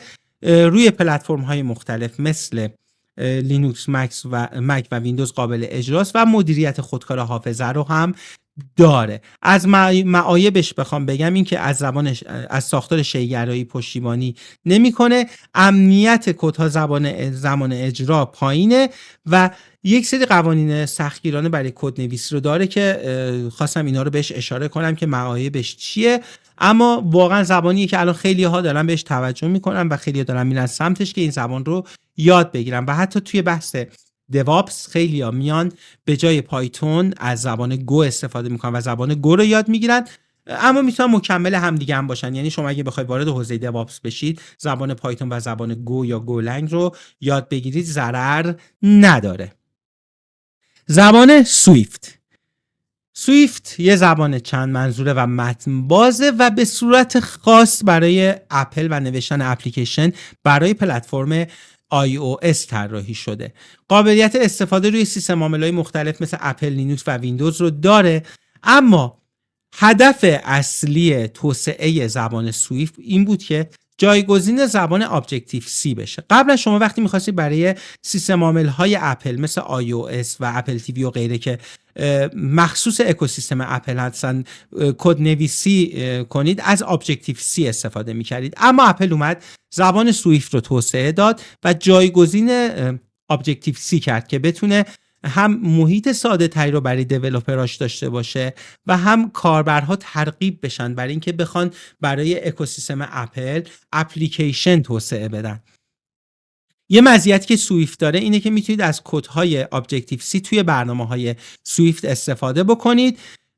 زبان سویفت سرعت اجرایی بالایی داره، بازدهیش خیلی بالاتره و بخوام بگم به صورت میانگین سرعت اجرایی اون 8 برابر سرعت اجرای برنامه‌ها توی پایتونه. یه مقایسه اینجوری کردم که ببینید سرعت اجراش چقدر بالاست و جزو محبوب ترین زبان‌های برنامه‌نویسی داره میشه توی بین زبان‌های برنامه‌نویسی مختلف و خیلی‌ها دارن میرن سمتش برای یادگیری. و معایبی که این زبان داره بچه‌ها، جامعه این زبان و کامیونیتیش نسبت به بقیه، نسبت به محبوبیتش و جایگاهش بین زبان‌های برنامه‌نویسی کوچیک‌تره و اینکه از نسخه‌های قدیمی سیستم عامل اپل و iOS پشتیبانی نمی‌کنه. پس اگر قصد دارید توی اکوسیستم اپل اپلیکیشن نویسی کنید، زبان سویفت میتونه انتخاب اولتون باشه. اما زبان کاتلین یک زبانه که توسط شرکت جت برینز توسعه داده شده و الان توسط شرکت گوگل پشتیبانی میشه و داره تبدیل به زبان اصلی برای توسعه اپلیکیشن های اندرویدی میشه. یعنی شما وقتی میخواید برای اندروید یک اپلیکیشن بنویسید میتونید از کاتلین استفاده بکنید. اگه با زبان جاوا آشنایی داشته باشید که البته زبان جاوا هم زبان اصلی توسعه اپلیکیشن ها برای اکوسیستم اندروید هست، یادگیریش خیلی براتون راحت میشه. یه زبان چند منظوره است اما گفتم بیشتر برای توسعه برنامه‌های موبایل ازش استفاده میشه و علاوه بر این که شما میتونید از زبان کاتلین برای برنامه‌های موبایل استفاده کنید، میتونید از برنامه‌های سمت سرور و بک‌اند هم از زبان کاتلین استفاده بکنید. کراس پلتفرم، یعنی روی پلتفرم ویندوز، لینوکس و مک میتونید ازش استفاده بکنید و به راحتی میتونید از فریمورک ها و کتابخونه هایی که برای مبتنی بر جاوا توسعه داده شده توی کاتلین هم به راحتی ازشون استفاده بکنید.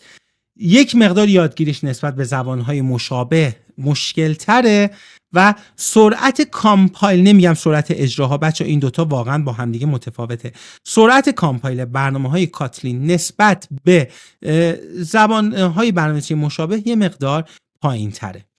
زبان روبی خیلی لهجم غلیظ شد. زبان روبی یک زبان متن‌بازه که تمرکزش روی سادگی کدنویسی هست بچه‌ها.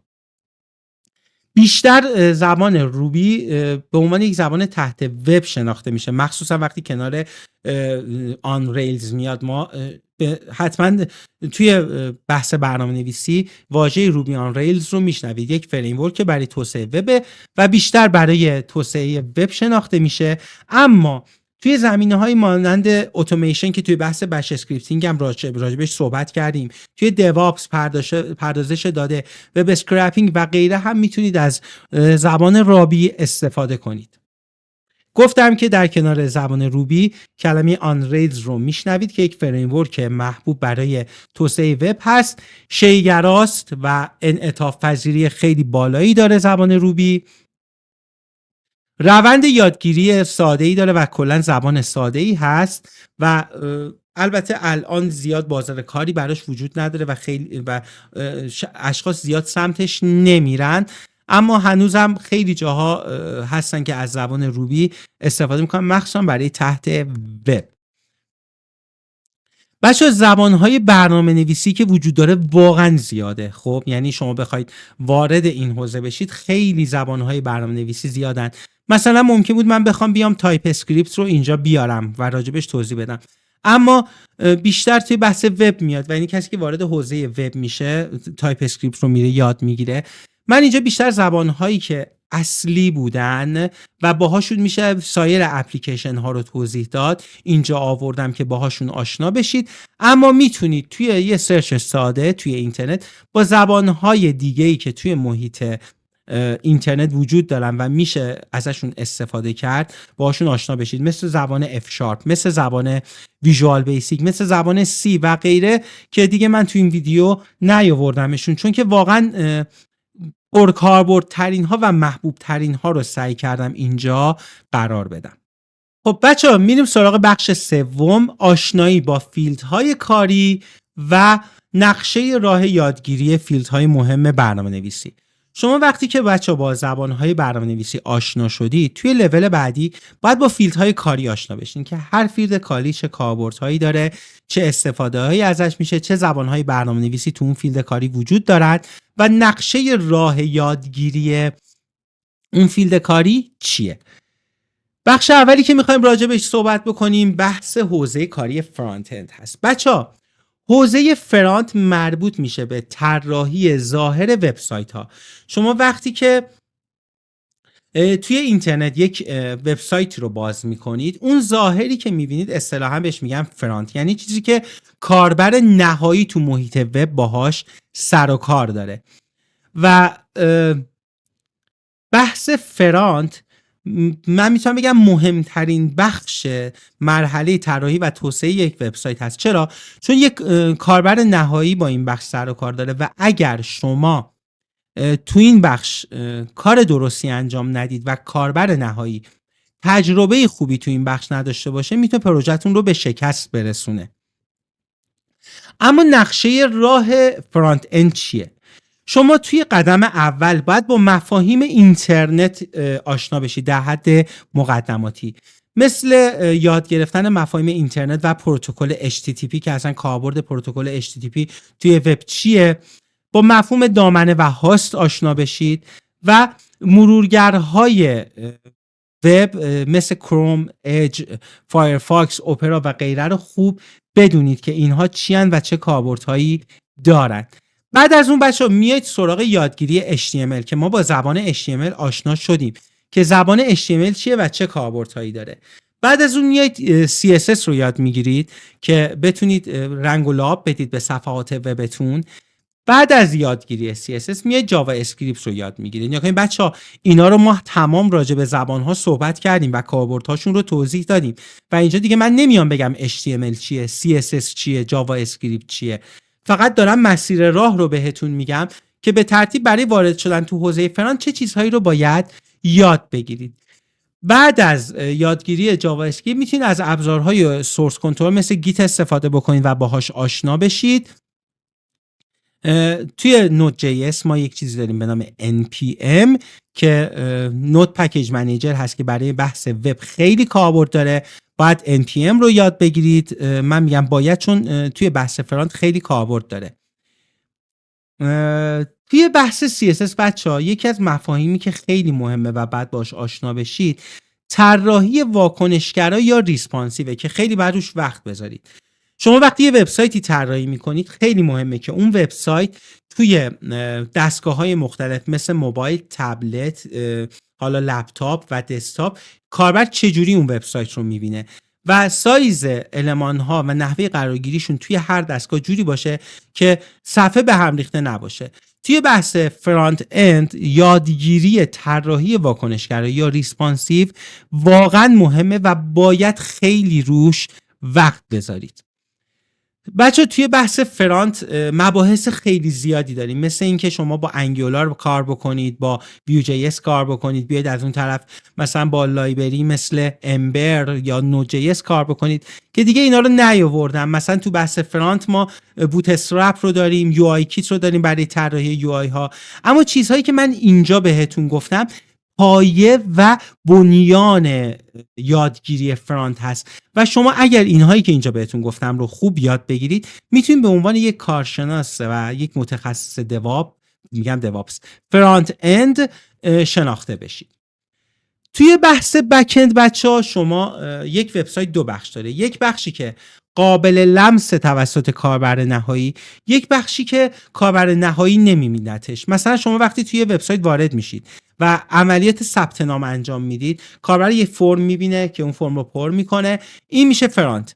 حالا وقتی شما دکمه مثلا ثبت نام رو میزنید یک سری اطلاعات به سمت سرورتون ارسال میشه و اون اطلاعات توی سرور پردازش میشه. مثلا اطلاعات ولیدیشن انجام میشه که کاربر اطلاعات درست وارد کرده یا نه، اطلاعات توی دیتابیس ثبت میشه و نتیجه نهایی برای کاربر برگردونده میشه. این بخشی که کاربر نهایی باهاش در ارتباط نیست و لمسش نمیکنه اصطلاحاً بهش میگن بک‌اند. به طور کلی هر چیزی که روی سمت سرور وبسایت ها اجرا میشه که وبسایت یا اپلیکیشن شما از حالت استاتیک خارج بشه و پویا و داینامیک بشه مربوط میشه به حوزه بک‌اند که مثالش هم بهتون گفتم، بحث ثبت نام رو و اینکه پروسش چجوریه. برخلاف حوزه فرانت انتخاب ها و تنوع توی انتخاب تکنولوژی توی حوزه بک‌اند خیلی زیاده. شما توی حوزه فرانت یه HTML، CSS و جاوا اسکریپت رو باید یاد بگیرید و این الزام توی بحث فرانت. اما وقتی وارد حوزه بک‌اند میشین میتونید با نود جی اس کار بکنید، میتونید با PHP کار بکنید، میتونید با جاوا کار کنید، با ASP.NET کار بکنید، با پایتون کار بکنید و انتخاب ها اینجا خیلی براتون گسترده میشه. اما نقشه راه بک‌اند چیه بچه‌ها؟ مفاهیم اینترنت رو شما باید یاد بگیرید. همونطوری که توی بحث فرانت گفتم، مفاهیم اینترنت و پروتکل HTTP، مفهوم دامنه و هاست و کاربردهای هر کدومشون، با مرورگرهای وب باید آشنا بشید و قابلیت‌های هر کدوم که به چه صورت هست، چون مثلا هر اپلیکیشن روی ممکنه که مثلا یک نفر وبسایت شما رو روی کروم اجرا بکنه، یه نفر روی اج اجرا بکنه، یه نفر روی فایرفاکس اجرا بکنه. پس بعد مرورگرهای مختلف رو کامل باهاش آشنا بشید. بعد شما به عنوان یک برنامه‌نویس بک‌اند باید با مفاهیم اولیه HTML CSS جاوا اسکریپت آشنا بشید. نمیگم خیلی حرفه‌ای، اما یک نفر که تو کار بک‌اند انجام میده، داره کار میکنه، مخصوصا اگه کارش فقط API نباشه، چون بحث API نویسی تو حوزه بک‌اند جدا میشه تو بحث بقیه کدهایی که تو بحث بک‌اند مینویسین. باید شما یک آشنایی اولیه با HTML CSS و جاوا اسکریپت داشته باشید. بعد شما باید فریم ورکتون رو انتخاب بکنید. میتونید از ASP.NET Core استفاده بکنید، میتونید با PHP این کار رو انجام بدید، میتونید از Node.js استفاده کنید، میتونید از جنگو استفاده بکنید، Ruby on Rails رو انتخاب بکنید. که انتخاب فریم ورک انتخاب فریم ورک بک‌اند کاملا به خودتون بستگی داره. مثلا اینجوری بهتون بگم که توی حوزه بک‌اند ASP.NET Core و تقریبا PHP و جنگو بازار کار خیلی بالاتری دارن. اما اگه فریلنس کار بکنید، انتخاب بین این فریمورک ها کاملا با خودتونه. مثلا بچه‌ها ASP.NET Core مبتنی بر زبان C# هستش، یعنی شما زبان C# رو باید یاد بگیرید تا بخواید ASP.NET Core رو یاد بگیرید. PHP رو که توضیح دادم بهتون. Node.js مبتنی بر جاوا اسکریپت، جنگو مبتنی بر پایتون و روبی آن ریلز رو هم که باهاتون در موردش صحبت کردم که بر اساس زبان روبیه و روبی آن ریلز خودش یک فریم ورکه. باید با ابزارهای سورس کنترل مثل گیت آشنا بشین که بتونین کدهاتون رو خوب مدیریت بکنید توی بستر توی حالا سیستمتون و یه سابقه از تغییرات کدهاتون داشته باشید. بانک اطلاعاتی هم اینجا باید باهاش آشنا باشید. مثلا میتونید SQL سرور رو انتخاب بکنید که روی اکوسیستم مایکروسافت C# و ASP.NET Core بحث SQL سرور خیلی کاربردیه. میتونید از MySQL استفاده بکنید. حالا PHP به صورت مستقیم با MySQL در ارتباطه و وقتی شما فریمورک های مربوط به PHP مثل آپاچی یا زمپ یا ومپ رو نصب میکنید، MySQL کنارش براتون نصب میشه. میتونید از SQLite استفاده بکنید که یک بانک کوچیک جمع جور هست، و یا از PostgreSQL استفاده بکنید که همه اینا بانک های محبوبی هستن توی توسعه وب که میتونید از اینها استفاده بکنید. بچه‌ها تو حوزه بک‌اند میتونید از وردپرس هم استفاده بکنید. من اینجا نیاوردم چون وردپرس رو بیشتر به عنوان یک ابزار میشناسم تا اینکه بخواد یک مسیر راه داشته باشه برای حوزه بک‌اند. اما در همین حد بدونید که برای یادگیری وردپرس PHP و MySQL رو باید بلد باشید تا بتونید به عنوان یک کارشناس وردپرس شناخته بشید. توی بحث بانک‌های اطلاعاتی شما NoSQL دیتابیس رو هم دارید، مثل راوندیبی یا ارزم به حضورتون که مونگودیبی که کاربردهای خاص خودشون رو دارن. اما بیشتر توی حوزه بک‌اند بانک‌هایی مثل SQL سرور، MySQL یا SQLite استفاده میشن که شما بخواید ازشون استفاده بکنید. همونطوری که گفتم بچه‌ها، مبحث حوزه بک‌اند گستردگی خیلی زیادی داره. ما مبحث API نویسی رو داریم، مباحث کشینگ رو داریم، مباحث تست نرم افزار رو داریم، معماری نرم افزار رو داریم. مثلا تو حوزه بک‌اند شما بحث کلین آرکیتکچر رو میتونید داشته باشید، میتونید بحث ارزم به حضورتون که ماکرو سرویس ها رو داشته باشید که اینها میشه تو فاز بعدی بحث بک‌اند. چیزی که من اینجا بهتون گفتم پایه و بنیان وارد شدن به بحث بک‌اند که شما بعد از گذراندن اینها به عنوان یک کارشناس بک‌اند شناخته میشید. حوزه کاری فول استک مربوط میشه به هم حوزه بک‌اند هم حوزه فرانت. یعنی کسی که وارد حوزه بک‌اند یعنی به عنوان فول استک دیولپر شناخته میشه، یعنی هم تو حوزه بک‌اند کار میکنه هم تو حوزه فرانت اند. یعنی شما باید هم تکنولوژی‌های فرانت رو خوب بلد باشید، هم حوزه بک‌اند رو. اکثر افرادی که به صورت فریلنس کار میکنن یک توسعه دهنده فول استک هستن، یعنی یک پروژه رو 0 تا 100 میگیرن، هم فرانتش رو طراحی میکنن، هم بکندش رو کد میذارن و پروژه رو به مشتریشون تحویل میدن. اما تو حوزه برنامه‌نویسی موبایل بچه‌ها، همونطور که میدونید کسی که برنامه‌نویسی موبایل انجام میده یه اپلیکیشن داره برای موبایل انجام میده که یا iOS هست یا اندروید. کار برنامه‌نویسی موبایل به دو بخش تقسیم میشه: طراحی یو آی که جزء وظایف برنامه‌نویسی موبایل نیست و کسی که کارش طراحی یو آی و یو ایکس هست و با اپلیکیشن هایی مثل فیگما کار میکنه، میاد یو آی رو انجام میده و یو آی رو میده به کدنویس و کدنویس بر اساس اون یو آی میاد اپلیکیشن رو طراحی میکنه. برای برنامه‌نویسی موبایل بچه‌ها هم میتونید از تکنولوژی‌های مخصوص اون پلتفرم استفاده کنید، هم از فریمورک‌هایی استفاده کنید که میتونید هم برای iOS و هم برای اندروید ازشون خروجی بگیرید. خب ببینیم نقشه راه برنامه‌نویسی موبایل چیه. اول باید فریمورک و زبان مورد نظرتون رو انتخاب بکنید. میتونید زبان جاوا یا کاتلین رو برای اندروید انتخاب بکنید. زبان سویفت برای iOS استفاده میشه، یا برای چند سکویی یا کراس پلتفرم میتونید زبان دارت و فلاتر رو برای چند سکویی یعنی یک برنامه بنویسید و خروجیش رو هم برای iOS و هم اندروید بگیرید. زبان دارت برای فلاتر، زبان جاوا اسکریپت برای ریاکت نیتیو، زبان سی شارپ برای MAUI استفاده میشه که میتونید از این پلتفرم ها برای نوشتن برنامه‌های چند سکویی استفاده بکنید.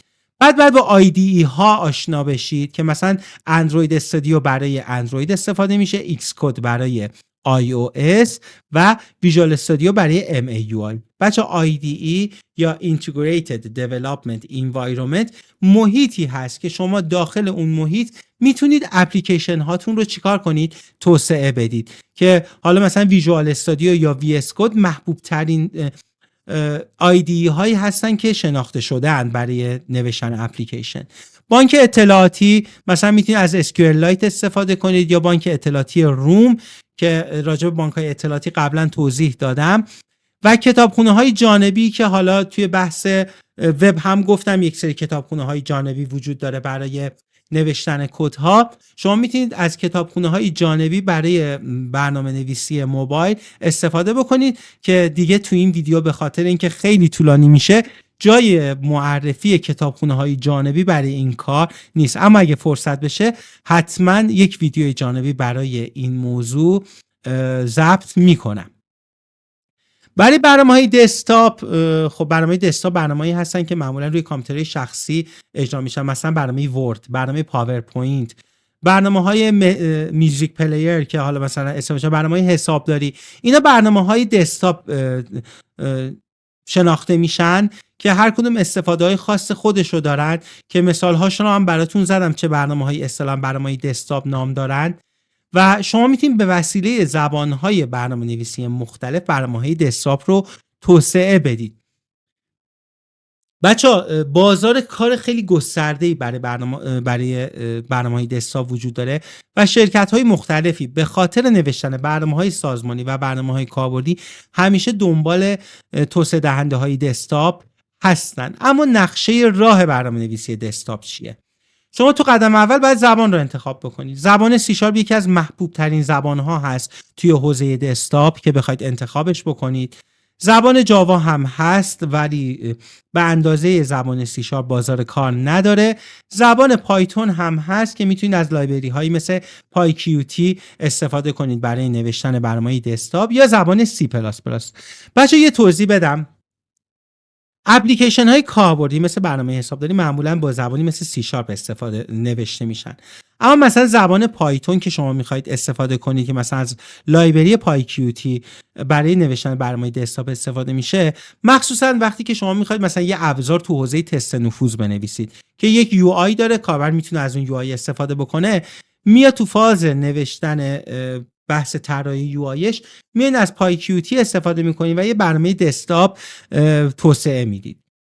توی قدم بعدی باید با IDE ها آشنا بشید که گفتم IDE چیه. ویژوال استودیو مخصوصا برای زبان سی شارپ استفاده میشه، اینتلیج IDE برای زبان جاوا، پایچارم برای زبان پایتون و بعد بیاید تکنولوژی رابط کاربری رو انتخاب بکنید.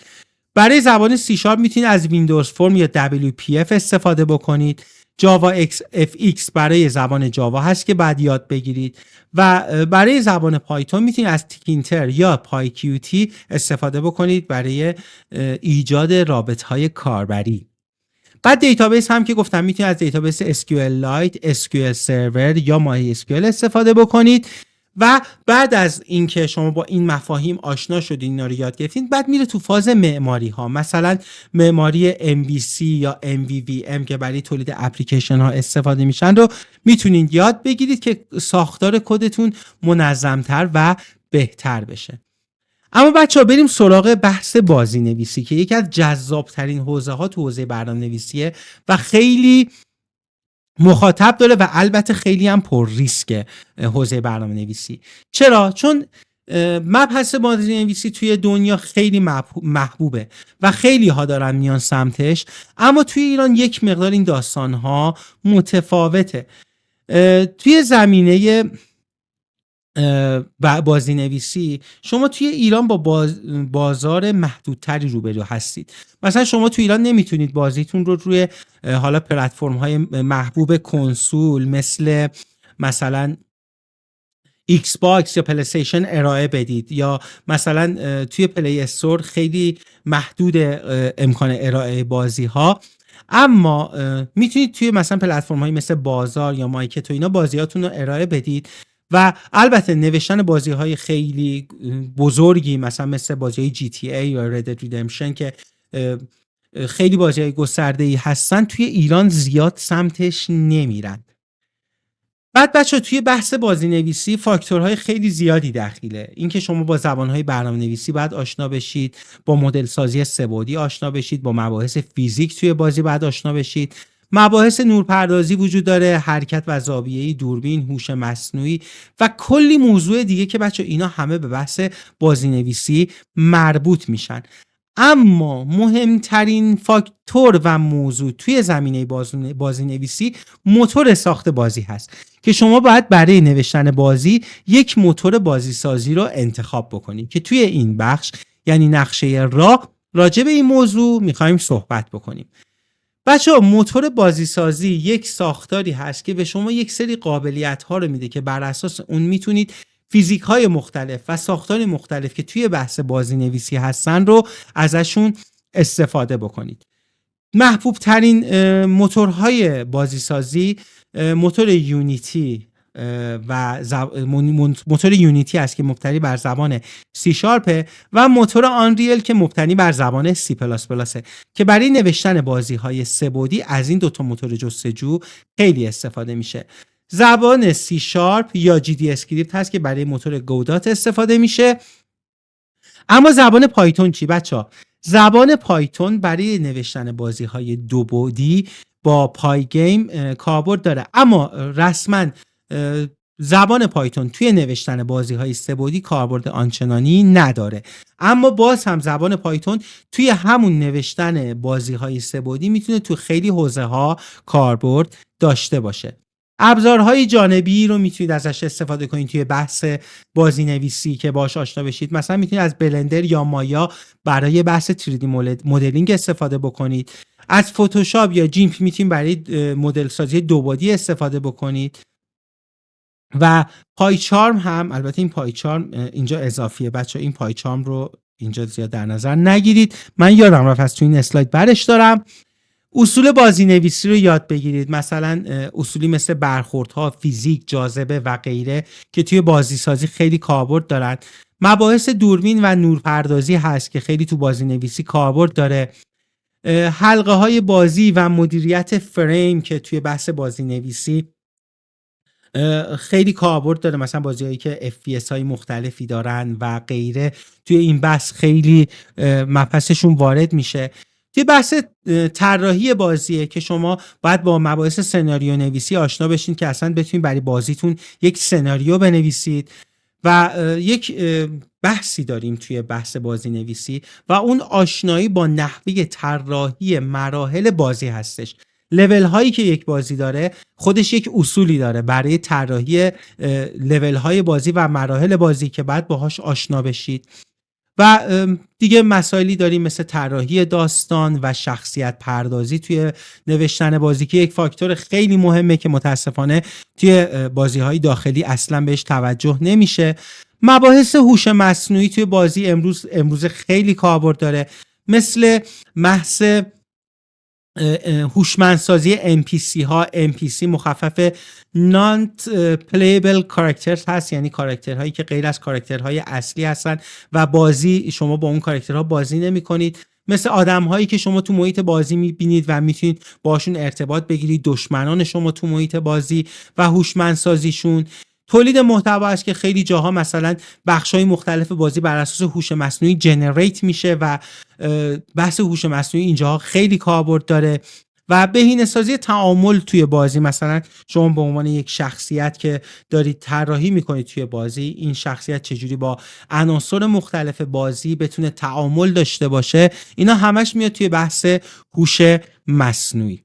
بچه توی بحث حوزه نرم افزار فیلدهای دیگه‌ای داریم مثل تحلیل داده، هوش مصنوعی، کارشناس تست نرم افزار، مدیر محصول، کارشناس دیوآپس، برنامه‌نویس حوزه امنیت سایبری، که همه اینها یک نقشه راه گسترده دارن. به خاطر همین من توی این ویدیو نیاوردم، اما به صورت کلی شما توی تحلیل داده باید با مباحث ریاضی آشنا باشید، با زبان پایتون آشنا باشید، توی هوش مصنوعی هم همینطور.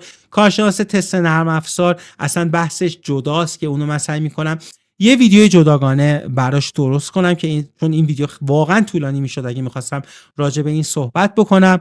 مدیر محصول کسی که وظیفه کنترل روند تولید محصول رو داره. کارشناس دیوآپس که اصلا یک بحث فوق‌العاده گسترده است اگه بخوایم واردش بشیم و راجبش صحبت بکنیم.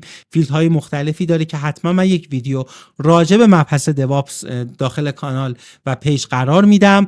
و بحث برنامه‌نویسی حوزه امنیت سایبری که اون هم بحثش جداست و حتما راجبش یه ویدیو ضبط میشه. خب بچه‌ها، تو این ویدیو من سعی کردم توی 3 بخش به سوالات شما راجع به برنامه‌نویسی جواب بدم و توی بخش دوم زبان‌های برنامه‌نویسی رو با شما بررسی بکنم و توی بخش سوم فیلدهای مختلف کاری برنامه‌نویس رو به همراه نقشه راه با همدیگه بررسی بکنیم.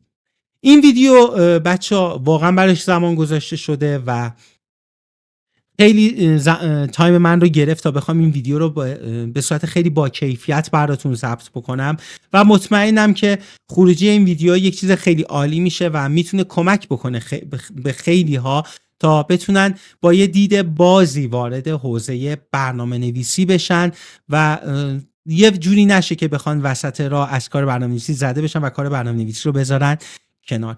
در آخر این جمله رو بهتون میگم که بچه‌ها موفقیت یک هنر شروع و استمرار که بتونید برای کاری که میخواید شروع کنید انگیزه کافی، دیسیپلین لازم و استمرار رو داشته باشید تا بتونید تو این کار موفق بشید. پس هنرمند زندگی خودت باش، برای کاری که میخوای شروع کنی وقت بذار، با قدرت ادامه بده و امیدوارم یک روزی زیر همین ویدیو تو کامنت ها داستان موفقیتت رو بشنوم و ببینم تبدیل به یک آدم خیلی تاثیرگذار توی حوزه کاری خودت شدی. ازتون ممنونم که تا انتهای این ویدیو با من همراه بودید و تا یک ویدیوی دیگه که مجدد در خدمت شما دوستان عزیز باشم، همه شما رو به خدای بزرگ میسپارم. خدا نگهدار.